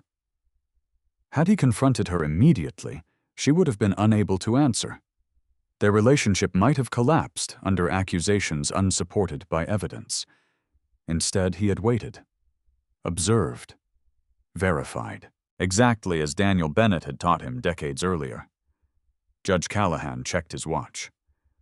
I'll need to leave shortly. Willie stood. Judge. The older man paused. I owe you an apology. There is no need. I believed. I know what you believed. I followed you. I noticed. Willie blinked. You noticed? The judge smiled for the first time. Mr. Bennett? I spent 38 years on the bench. I became rather skilled at recognizing surveillance. Willie could not help laughing softly. So you knew all along? I suspected. Why didn't you confront me? Judge Callahan answered with remarkable simplicity. Because honest people eventually ask honest questions. I believed you would. He extended his hand. Willie shook it firmly. Thank you. No, the judge replied. Thank your father. He chose evidence over anger long before any of us. After the judge departed, Willie and Quinn remained alone inside Suite 814. The archive boxes still covered the conference table. Quinn looked around the room. It's strange. What is... I've spent almost every Friday here for 4 years. And now? It's over. Willie nodded. What happens next? She smiled through tired eyes. We go home. The answer sounded wonderfully ordinary. They carefully packed the remaining files according to documented chain of custody procedures before authorized federal couriers arrived to collect every archive box. Willie watched each numbered seal verified, each signature recorded, each container photographed, nothing left to chance. When the final box disappeared through the hotel door, Quinn quietly released a long breath. 19 years. Willie slipped his arm around her shoulders. My father was right. She looked up. About what? Truth survives longer than lies. As they walked together toward the hotel elevator, Willie glanced back one last time at the now empty conference room. For weeks he had believed it concealed betrayal. Instead, it had quietly protected justice. And somewhere far beyond the walls of the Grand Meridian Hotel, investigators were about to receive evidence that had survived nearly 2 decades waiting patiently for the day when the truth no longer needed to hide. 3 weeks later, life looked almost ordinary again, at least on the surface. The Friday trips to the Grand Meridian Hotel had ended. The archive boxes had disappeared into federal custody. Judge Raymond Callahan had returned to retirement. Richard Holloway remained unavailable while cooperating with investigators. Only Willie Bennett and Quinn carried the quiet awareness that nearly 20 years of preserved evidence had finally entered the legal system. Neither of them spoke about it often. They no longer needed to. The waiting now belonged to the institutions responsible for uncovering the remaining facts. On a cool Monday morning, Willie arrived at his office carrying coffee and a notebook, exactly as he had every workday for years. His coworkers noticed one difference. He smiled more. The uncertainty that had weighed on him for weeks had disappeared. Not because every question had been answered, because the questions were finally in the right hands. Around 10 o'clock, his supervisor knocked on the office door. "Do you have a minute?" "Of course." The supervisor sat across from him. "None." "I've been reviewing your compliance recommendations from the past year." Willie nodded. "You documented several issues most people overlooked." "I try to." His supervisor smiled. "That's exactly why corporate headquarters wants you leading a new regional compliance initiative." The promotion surprised Willie, not because he doubted his qualifications, because only a month earlier he might have declined. Now he accepted without hesitation. "I'd be honored." As his supervisor left, Willie looked out the office window. His father had once believed that doing the right thing often went unnoticed. Perhaps not always. Perhaps honesty had a quieter way of being recognized. That evening, Willie found Quinn sitting on the back porch reading another legal journal. She looked up. "Long day." "A good one." He told her about the promotion. Her face immediately brightened. "I knew they'd eventually notice." They finally did.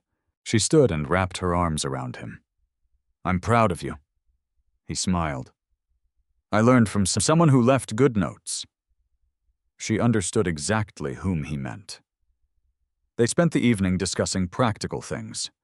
Office schedules, vacation plans, whether they should finally repaint the guest bedroom. For the first time in weeks, they sounded like a married couple planning a future, instead of navigating unanswered questions from the past. Wednesday afternoon brought unexpected news. Judge Callahan called. "Mr. Bennett? Judge? I thought you'd appreciate an update." Willie listened quietly. The Department of Justice formally acknowledged receipt of every evidence package. "Good. The chain of custody has been fully verified." "No challenges." "None." The judge sounded quietly satisfied. "Your father's records were preserved exceptionally well." Willie glanced toward the framed photograph now sitting on his office bookshelf. "I think he'd be relieved." "So do I." The judge hesitated. "There is something else." "What is it?" "Harold Mason asked me to thank you." "For what?" He said seeing your father finally heard gave him peace. Willie closed his eyes briefly. Harold had carried guilt for 19 years. Perhaps now he could finally set it down. Saturday morning, Willie and Quinn drove together to Crown Hill Cemetery. The autumn leaves had begun changing colors. Golden sunlight filtered through rows of old oak trees. Daniel Bennett's headstone looked exactly as it always had. Simple, modest. Willie knelt to remove a few fallen leaves from the base. Neither he nor Quinn spoke for several minutes. Finally, Willie broke the silence. "I read your letter." The breeze moved gently through the cemetery. "I think I finally understood what you were trying to teach me."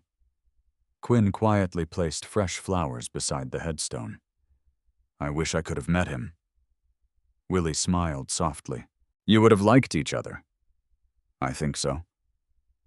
"He believed documents should always tell the truth." She laughed gently. "So do I." The sound felt strangely comforting. Before leaving, Willie rested one hand lightly against the polished stone. "I'm going home now." No dramatic promises, no vows of revenge, only the simple statement his father probably would have appreciated most. Home. The following month, newspapers began publishing articles about renewed investigations involving historical procurement practices at Midwest Transit Logistics. The stories remained careful. No sensational headlines, no accusations beyond what investigators publicly confirmed, exactly as Judge Callahan had predicted. Evidence first, public conclusions later. Coworkers occasionally mentioned the articles during lunch. "Did you see they're reopening that old transportation case?" "Right. I remember hearing about it years ago." "Sounds complicated." Willie simply listened. He never mentioned his father's name. The investigation no longer belonged to him. It belonged to the justice system. Weeks passed. Winter arrived. Life settled into comfortable routines again. Friday afternoons no longer filled Willie with suspicion. Instead, he and Quinn often met for coffee after work. Sometimes they walked through downtown Indianapolis. Sometimes they simply drove home together in comfortable silence. One Friday evening, Quinn reached across the center console while they waited at a traffic light. "You know something." "What?" "I almost lost you." He looked at her. "No." "You almost lost me." She shook her head. "If you had confronted me before the protective order expired." She never finished the sentence. She didn't need to. Both understood what might have happened. Anger would have demanded answers. The law would have prevented them. Trust might never have recovered. Instead, patience had preserved both the truth and their marriage. Christmas arrived quietly. Their home filled with family. Rebecca and her husband visited. The nephews exchanged gifts. Laughter echoed through the living room. At one point, Rebecca noticed the framed photograph of Daniel Bennett on the mantel. He had kind eyes. Willie smiled. He did. Later that evening, after everyone left, Quinn handed Willie one final Christmas present. It wasn't wrapped, only a plain folder. Inside rested a single sheet of paper, a certified copy of Daniel Bennett's original whistleblower recognition officially issued after his death, once the preserved evidence had been validated for federal review. The certificate did not declare anyone guilty. It did not rewrite history. It simply recognized that Daniel Bennett had acted in good faith by documenting safety concerns and preserving original records. Nothing more, nothing less. Willie looked at Quinn. "This is enough." She nodded. "I thought so." He placed the certificate beside his father's letter inside the family safe. Not hidden, protected. Months later, as spring returned to Indiana, Willie stood once more on the back porch with his morning coffee. The sunrise painted the neighborhood in soft shades of gold. Inside the house, Quinn laughed while speaking with her sister on the phone. The ordinary sounds filled him with gratitude. He finally understood something his father had known all along. Justice was rarely dramatic. Most of the time it moved quietly through patient people who refused to abandon the truth. Some preserved documents. Some protected legal procedures. Some simply waited without surrendering their integrity. His father had been one of those people. Richard Holloway had been another. Judge Raymond Callahan had been another. Quinn had become one. Now Willie hoped he had earned the right to stand among them. He lifted his coffee toward the rising sun in a silent gesture of thanks. Not because every mystery had been solved. Not because every responsible person had necessarily been held accountable, but because the truth had survived long enough to receive its chance. And sometimes he realized that was where justice truly began. 5 years later, the mailbox stood exactly where it always had. The maple tree in the front yard had grown taller. The old porch swing still creaked gently whenever the afternoon breeze drifted through the neighborhood. Some things Willie Bennett had learned deserved to remain unchanged. He stepped outside carrying 2 cups of coffee. Quinn sat on the swing reading a paperback novel. She smiled as he handed her the mug. "You made it exactly right." "I've had plenty of practice." She laughed softly. "You certainly have." Saturday mornings had become their favorite tradition. No work, no investigations, no unanswered questions.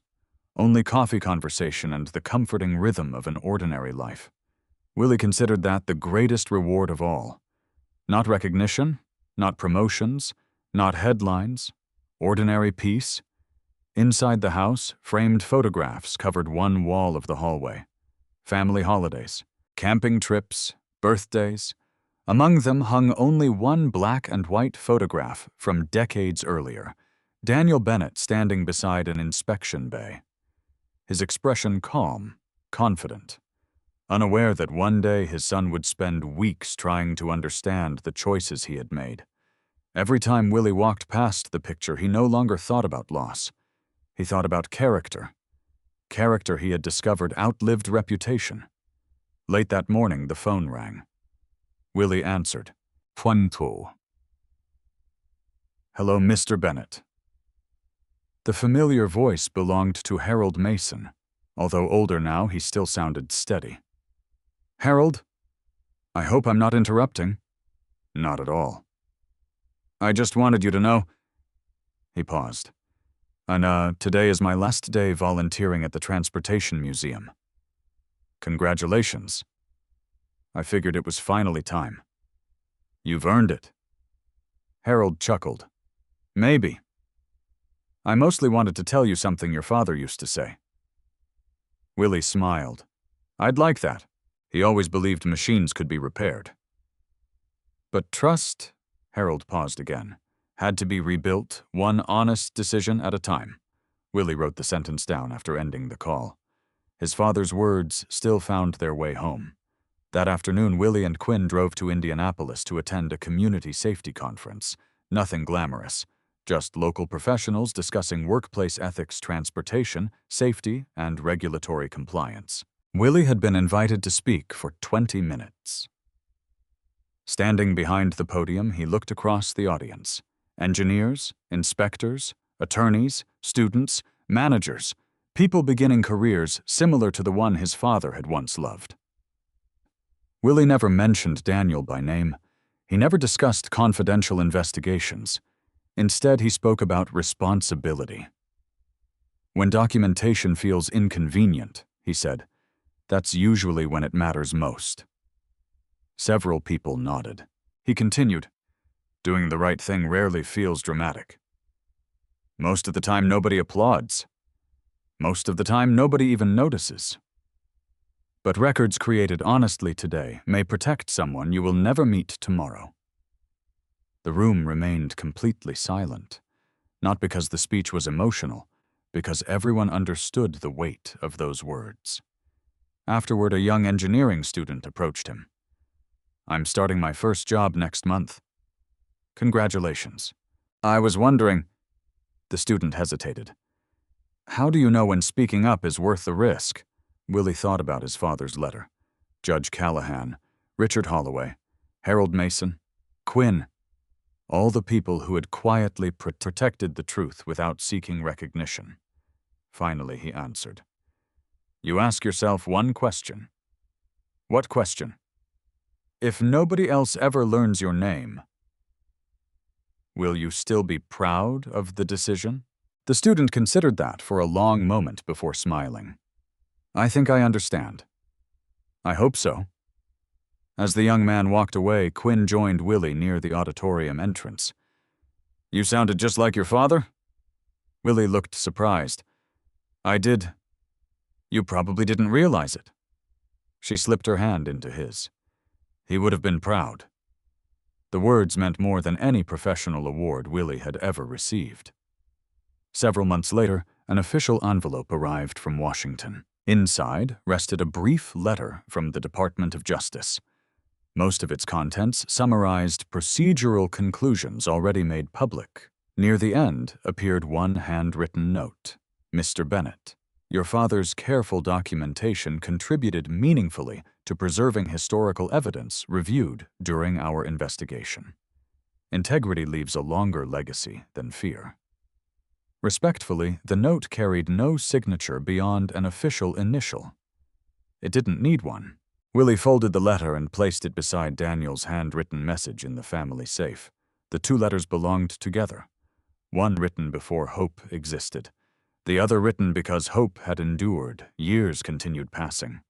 Judge Raymond Callahan eventually passed away peacefully at the age of 76. His funeral remained small, private, exactly as he would have preferred. Willie and Quinn attended quietly. No speeches, no cameras, only family close friends and a handful of former colleagues. After the service, Richard Holloway approached Willie for the first time in years. Age had slowed him. His hair had turned completely white. Yet his handshake remained firm. Your father would have liked today. Willie nodded. I think so. Richard looked toward the church doors. Ray always believed judges shouldn't become the story.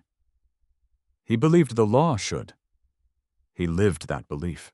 They stood together in respectful silence before parting. On the drive home, Willie found himself thinking less about endings than beginnings. His father's decision to preserve documents had inspired Richard. Richard's determination had strengthened Judge Callahan. The judge's patience had protected Quinn. Quinn's integrity had guided Willie. Every honest decision had quietly influenced another.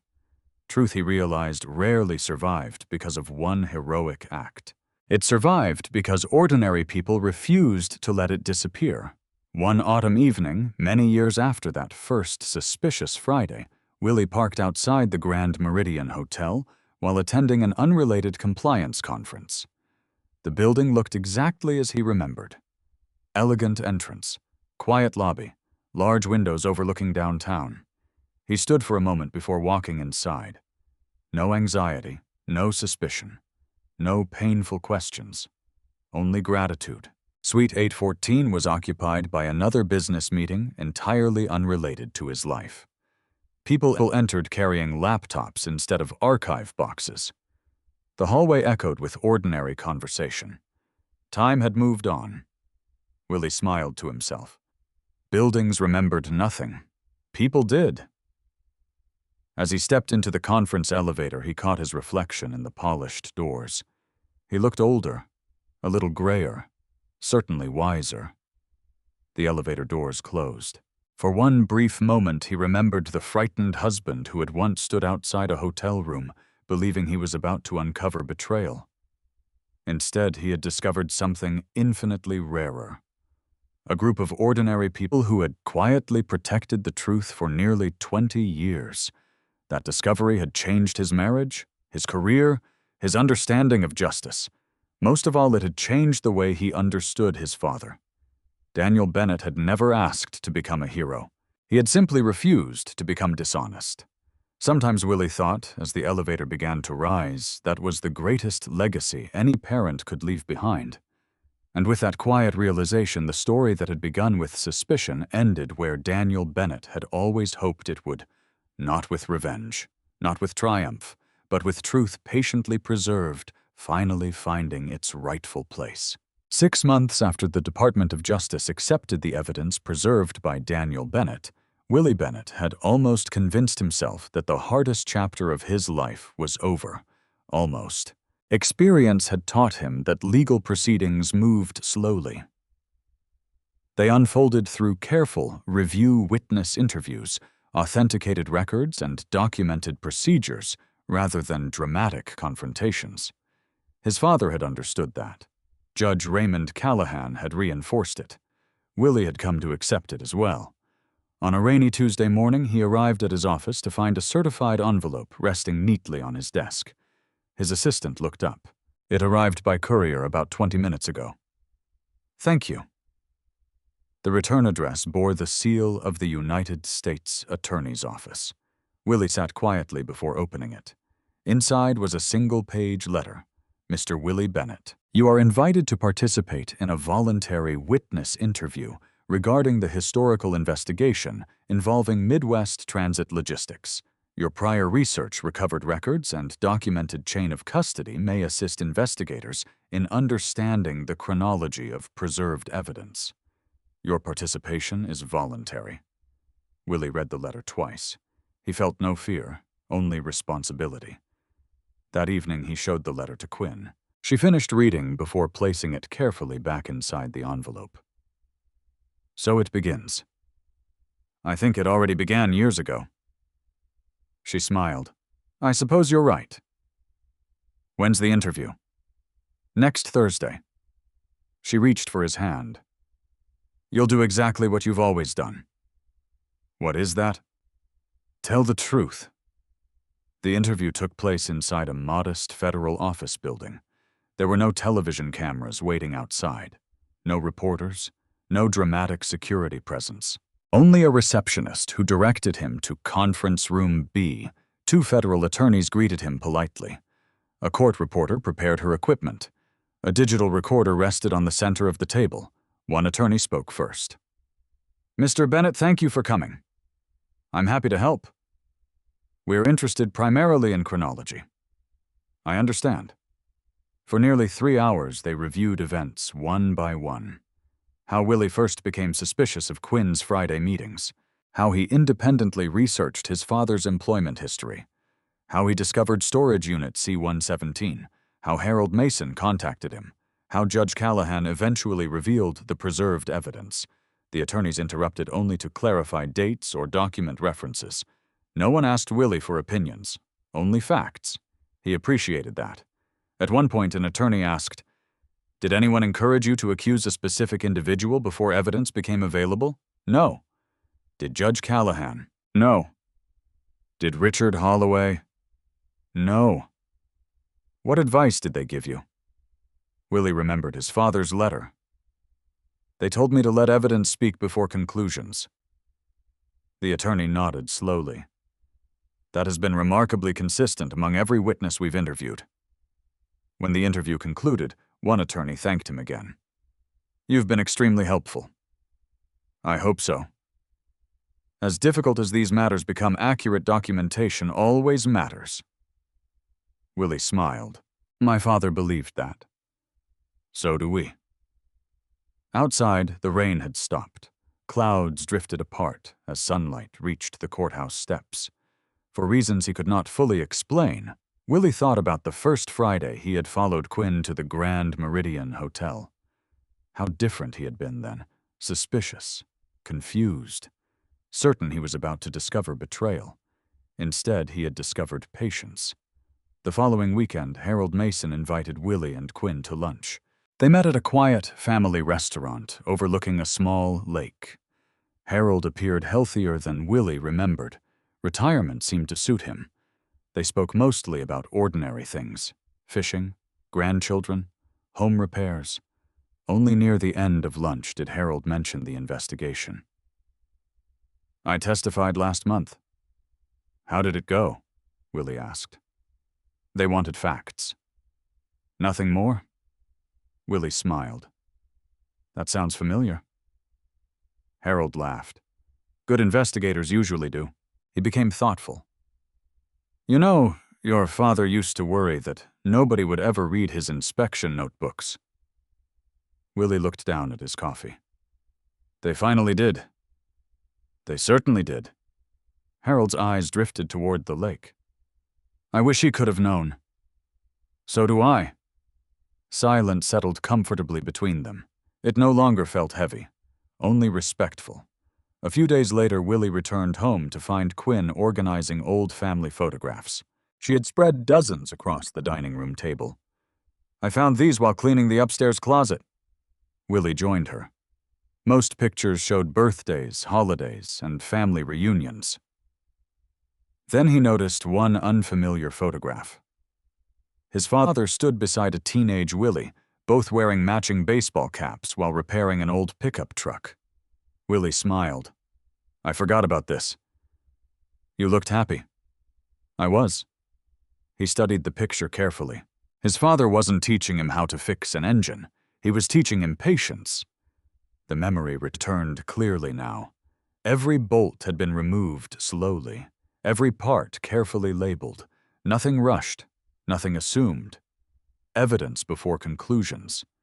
His father had practiced that lesson long before speaking those words. Quinn looked at him. "What are you thinking?" "I spent weeks believing Dad taught me compliance." She tilted her head. "He taught you much earlier than that." Willie nodded. "He taught me while fixing old trucks." Autumn arrived once again. One Friday evening, Willie and Quinn walked through downtown after dinner.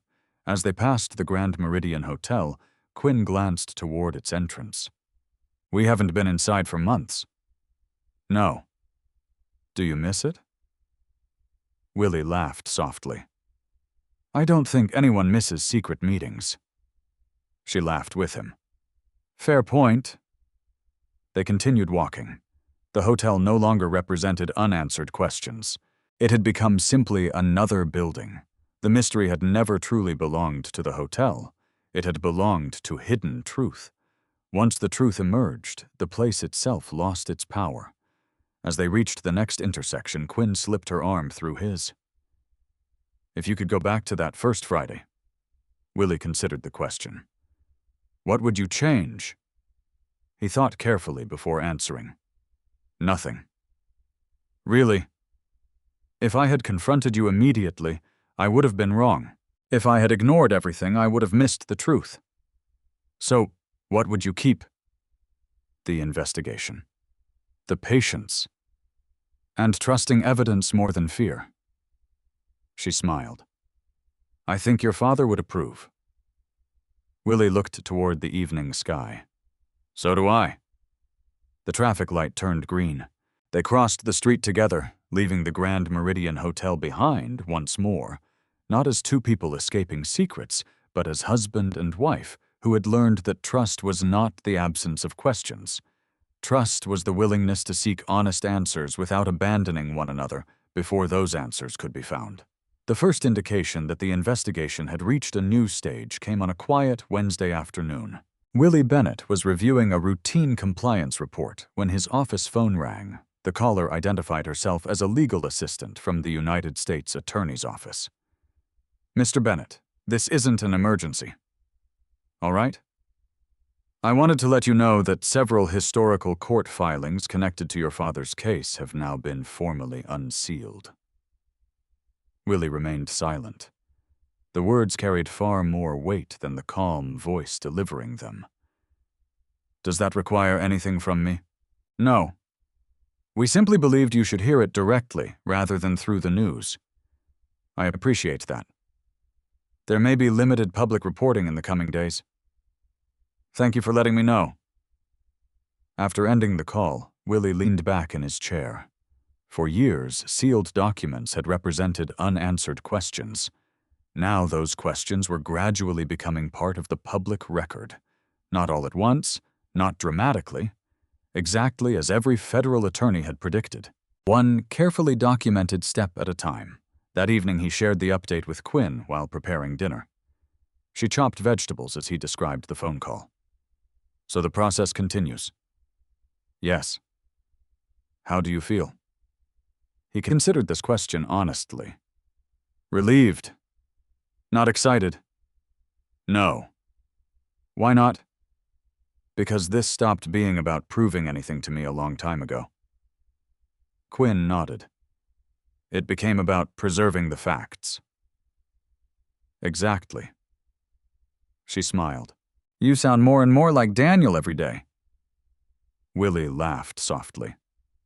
I'll take that as a compliment. You should. The following Saturday, they visited Rebecca. Family gatherings had become more frequent since the investigation no longer required secrecy. Children played in the backyard. The adults gathered around the patio table. At one point, Rebecca handed Willie a small cardboard box. I found this while cleaning Mom's attic. What is it? I think it belonged to Dad. Inside were notebooks, maintenance schedules, old receipts, a faded employee identification badge. Nothing appeared significant at first glance. Then Willie noticed a folded piece of paper tucked between two notebooks. The page contained only a handwritten quotation. Not evidence, not dates, not names. Simply a sentence written in Daniel Bennett's familiar handwriting. The easiest record to destroy is the one never created. Willie stared at the words for several moments. Rebecca leaned closer. Did he write that? Yes. I've never seen it before. Neither had Willie. Yet it perfectly reflected the man he had come to understand. Daniel had documented everything because he believed memory alone could never protect the truth. Good records could. Willie carefully placed the note back into the box. I'm keeping this. I hoped you would. Later that afternoon, Rebecca joined Willie on the back porch. Can I ask you something? Of course. Do you ever wish none of this had happened? He looked across the quiet neighborhood before answering. I wish Dad had lived. So do I. But I don't wish I'd remained ignorant. Rebecca nodded slowly. I understand. The truth was painful. But living with the wrong story would have been worse. She reached over and squeezed his shoulder. Dad would be proud of you. Willie didn't answer immediately. Years earlier, he would have questioned whether he deserved those words. Now he simply accepted them with gratitude. Monday morning brought another surprise. His regional supervisor requested a meeting. As Willie entered the conference room, several executives were already seated. The vice president spoke first. Mr. Bennett, we've reviewed your work leading the Regional Compliance Initiative. Willie waited quietly. We're creating a national ethics review program. Congratulations. We'd like you to direct it. The room fell silent. The offer represented the largest professional opportunity of his career. What would the program focus on? Willie asked. Documentation, internal reporting, evidence preservation. Training managers before problems become legal problems, Willie smiled, preventing future cases. Exactly. He accepted without hesitation. As he returned to his office afterward, he realized something unexpected. His father's influence had extended beyond one investigation. It had shaped an entire career dedicated to preventing similar failures. That evening, Quinn celebrated with a homemade dinner. She raised her glass. To the new director. He smiled. To good records. She laughed. That too. Several weeks later, Willie delivered the opening presentation for the new program. The audience included managers from offices across the country. He began without slides, without dramatic stories, only a simple statement. Every organization eventually faces difficult decisions. The room grew quiet. The difference between responsible organizations and irresponsible ones is often found in ordinary documentation. He paused. People sometimes believe ethics begins when a crisis appears. It doesn't. It begins on ordinary Tuesdays. When someone records information accurately. When someone refuses to change a report. When someone keeps the original document. When someone tells the truth even if nobody seems to care. Only then did he begin discussing procedures, retention policies, chain of custody, internal reporting, independent review. No one in the audience knew that every principle came from lessons Daniel Bennett had lived decades earlier. Willie never mentioned his father's name. He didn't need to. The lessons were more important than the storyteller. After the presentation ended, dozens of managers remained behind asking questions. One supervisor approached him privately. My department has never really taken documentation seriously. What will you do now? The supervisor smiled. We're going to start. Willie nodded. That's enough. Driving home that evening, he reflected on how remarkably ordinary the day had been. No courtroom, no dramatic revelations, no hidden envelopes. Only people choosing to improve their work.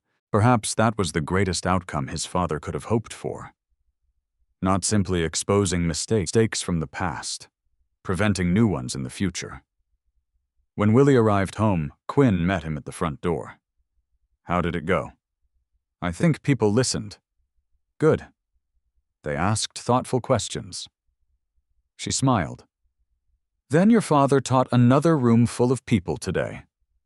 Willie looked toward the framed photograph of Daniel Bennett hanging in the hallway. He imagined the quiet mechanic who had once believed his inspection notes might disappear forever. Instead, those same principles now guided hundreds of professionals he would never meet. The investigation had uncovered the truth about the past. But its greatest achievement might be something far less visible. A future in which more people understood that honesty was rarely built through extraordinary moments. It was built every day, one accurate record at a time. Spring arrived earlier than expected. Warm sunlight replaced the gray skies that had lingered through winter, and with it came a quiet sense of renewal. For Willie Bennett, life had settled into a rhythm he once believed impossible. His new position as director of the National Ethics Review Program demanded frequent travel, but every trip reminded him why the work mattered. He was no longer investigating the past. He was helping organizations avoid repeating it. One Monday morning, Willie stood before a classroom filled with newly promoted compliance managers. Some were engineers, some came from finance, others had spent decades supervising operations without ever receiving formal ethics training. Willie began the session with an empty folder in his hands. He held it up without saying a word. The room fell silent. "What do you see?" he finally asked. "A folder," someone answered. "What else?" "No documents." Willie nodded. "Exactly." He placed the folder on the table. This empty folder represents every concern that someone noticed but never documented. The safety issue someone mentioned in a hallway. The invoice someone questioned but never copied. The inspection someone completed without recording.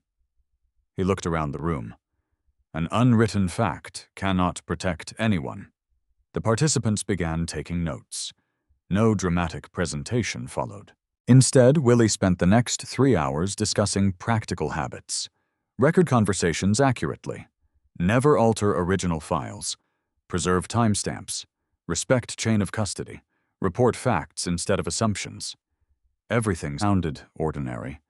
That was precisely the point.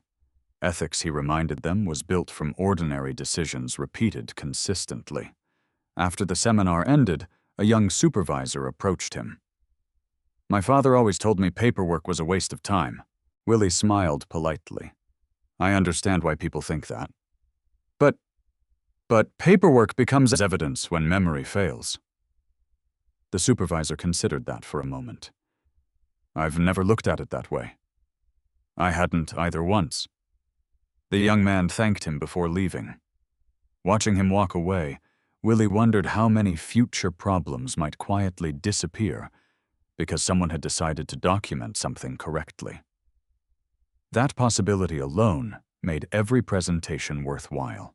When Willie returned home later that week, Quinn was waiting on the porch with 2 envelopes. "One is addressed to you, and the other, to both of us." He opened the first envelope.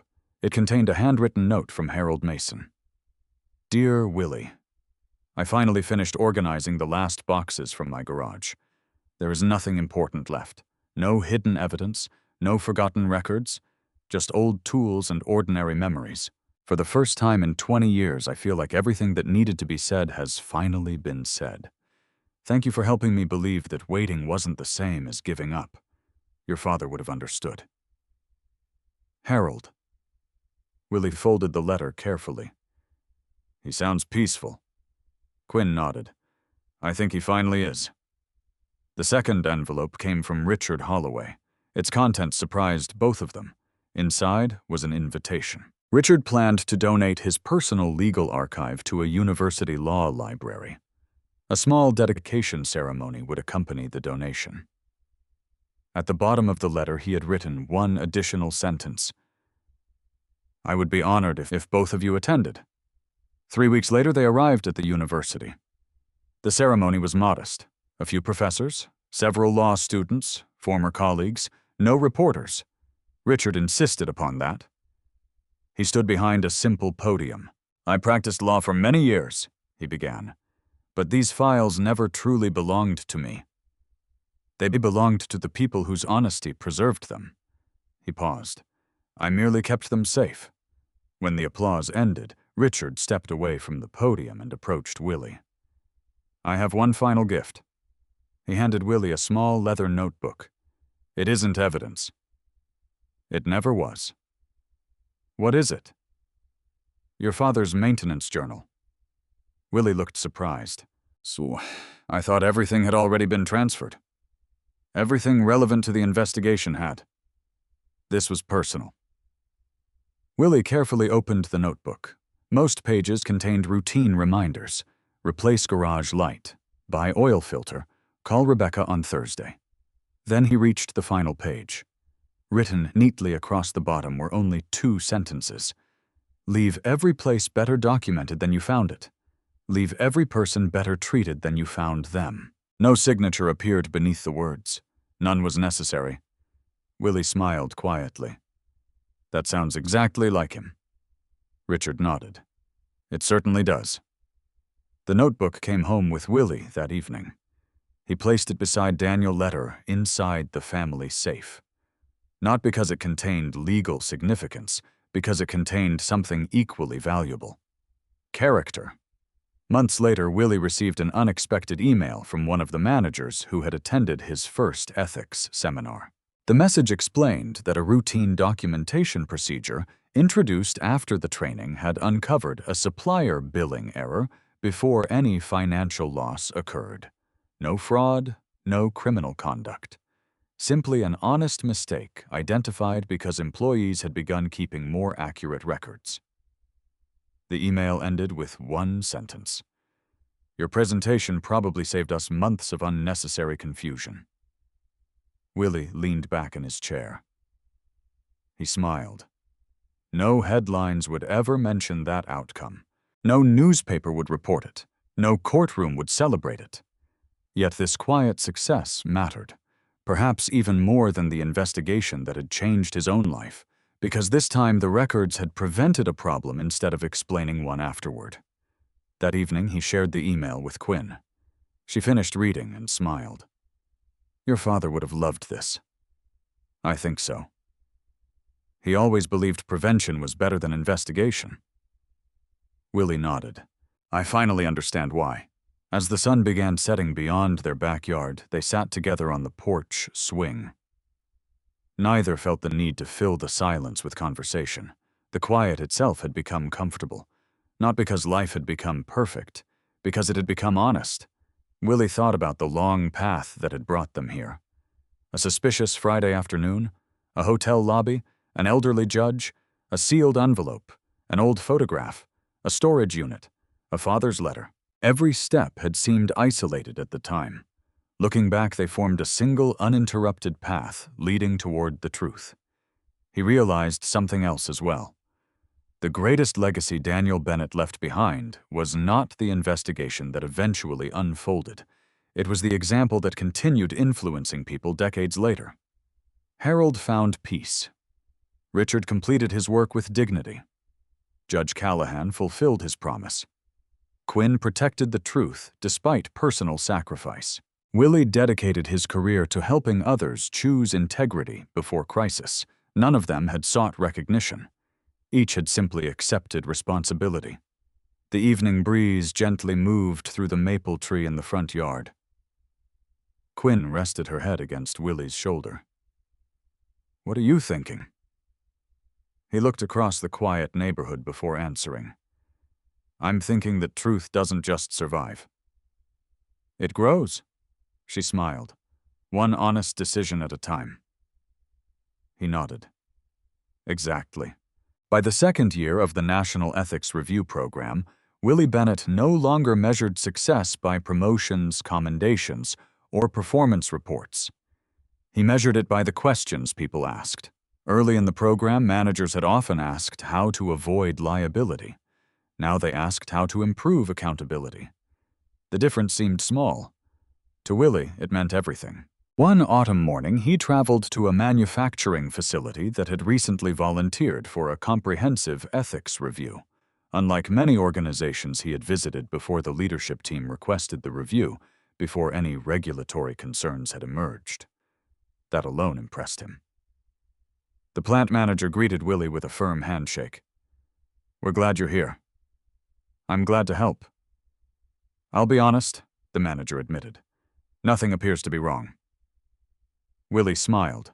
Those are often the best times to evaluate a system. The manager looked relieved. I was hoping you'd say that.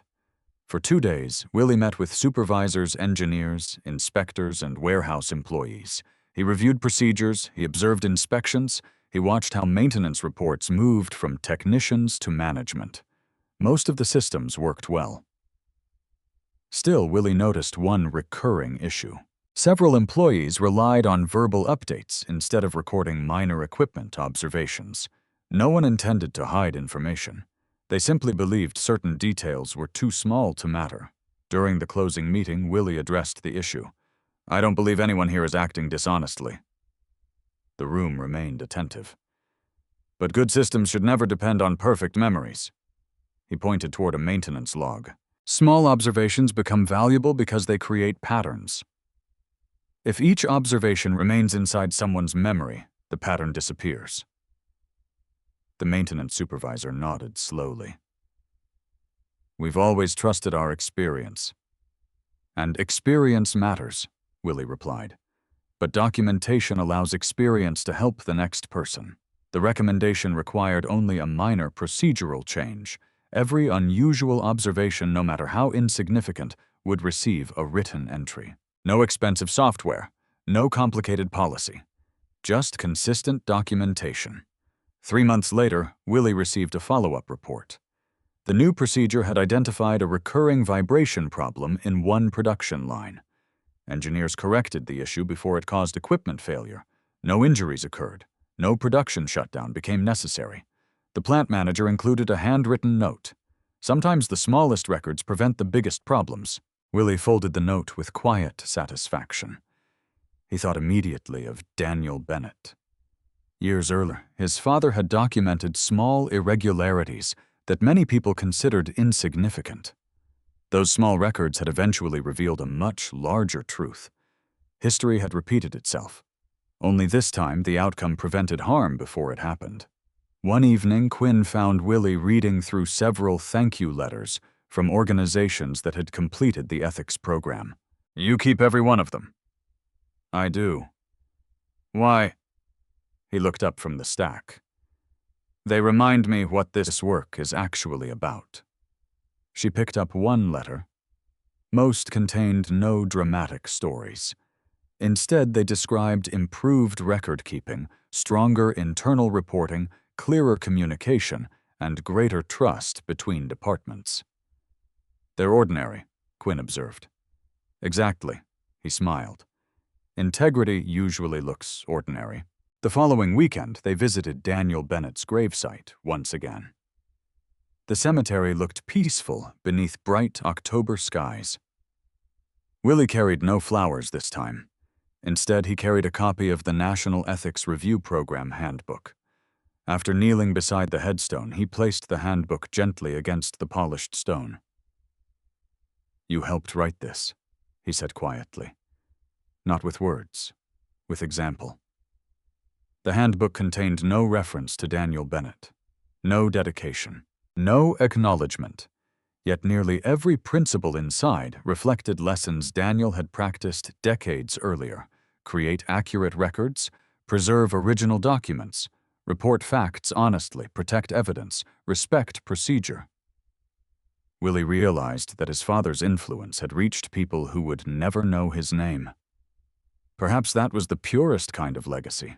As they walked back toward the cemetery entrance, Quinn slipped her hand into his.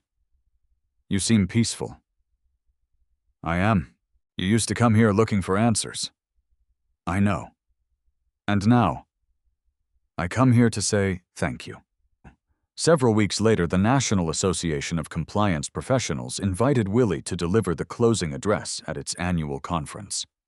More than 500 attendees filled the ballroom. Some expected an inspiring story. Others anticipated a technical presentation. Willie offered something much simpler. He walked to the podium carrying a single blank notebook. Holding it up, he addressed the audience. This notebook contains nothing. He turned several empty pages. No inspections? No signatures? No dates? No observations. He closed it gently. If something important happens tomorrow, this notebook cannot help anyone. The audience watched silently. He then placed a second notebook beside the first. Its pages contained detailed entries, routine inspections, equipment observations, maintenance records, simple notes written over many months. This notebook isn't exciting, Willie continued. It doesn't tell a dramatic story. It simply tells the truth consistently. He looked across the room. Most ethical failures don't begin with dramatic acts. They begin when ordinary facts go unrecorded. He paused before speaking his final sentence. History is protected by people who decide that today's small truth is worth writing down. The audience rose in applause. Not because the speech had been emotional, because everyone understood its quiet message. Later that evening, while driving home, Willie reflected on how different his life had become. Years earlier, he believed he had been chasing a secret. Now he understood that he had actually been pursuing understanding. The secret had ended. The understanding continued to grow. When he arrived home, Quinn was waiting on the porch. "How was the conference?" "It went well." She handed him an envelope that had arrived during the afternoon. There was no return address. Inside rested a short, handwritten note. "Mr. Bennett, you do not know me. I attended your presentation last year. Because of something you said, I reported a safety concern that everyone else believed was insignificant. The issue was investigated and corrected. No one was injured. I simply wanted you to know that your father's example reached one more person. Thank you." There was no signature, only those few sentences. Willie read the note twice before handing it to Quinn. Neither of them spoke for several moments. Finally, Quinn smiled. "I think Daniel would have liked anonymous gratitude."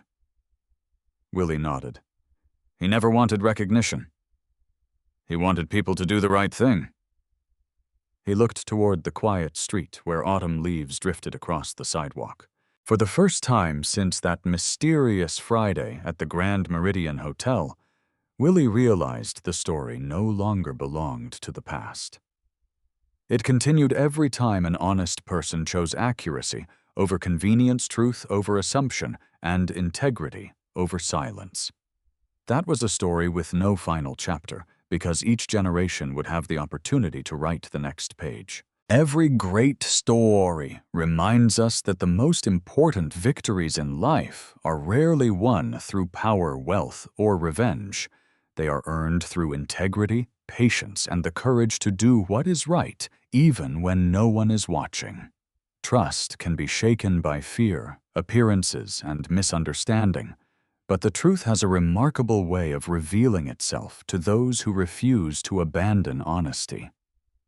Like Willie discovered, rushing to judgment can destroy relationships while taking the time to seek.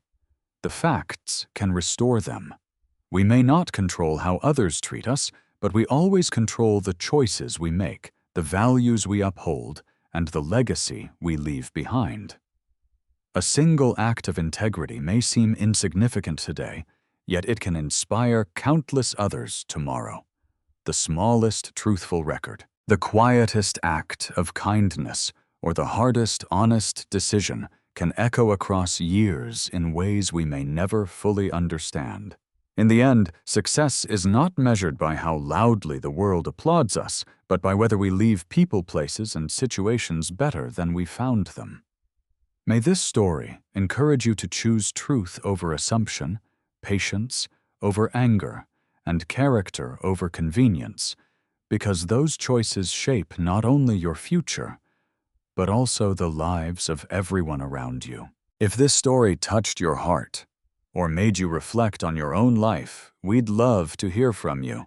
Share your thoughts and the lesson that resonated with you most in the comments below. And if you enjoy meaningful stories about courage, integrity, and the power of truth, don't forget to subscribe to the channel and turn on notifications so you never miss our next inspiring story.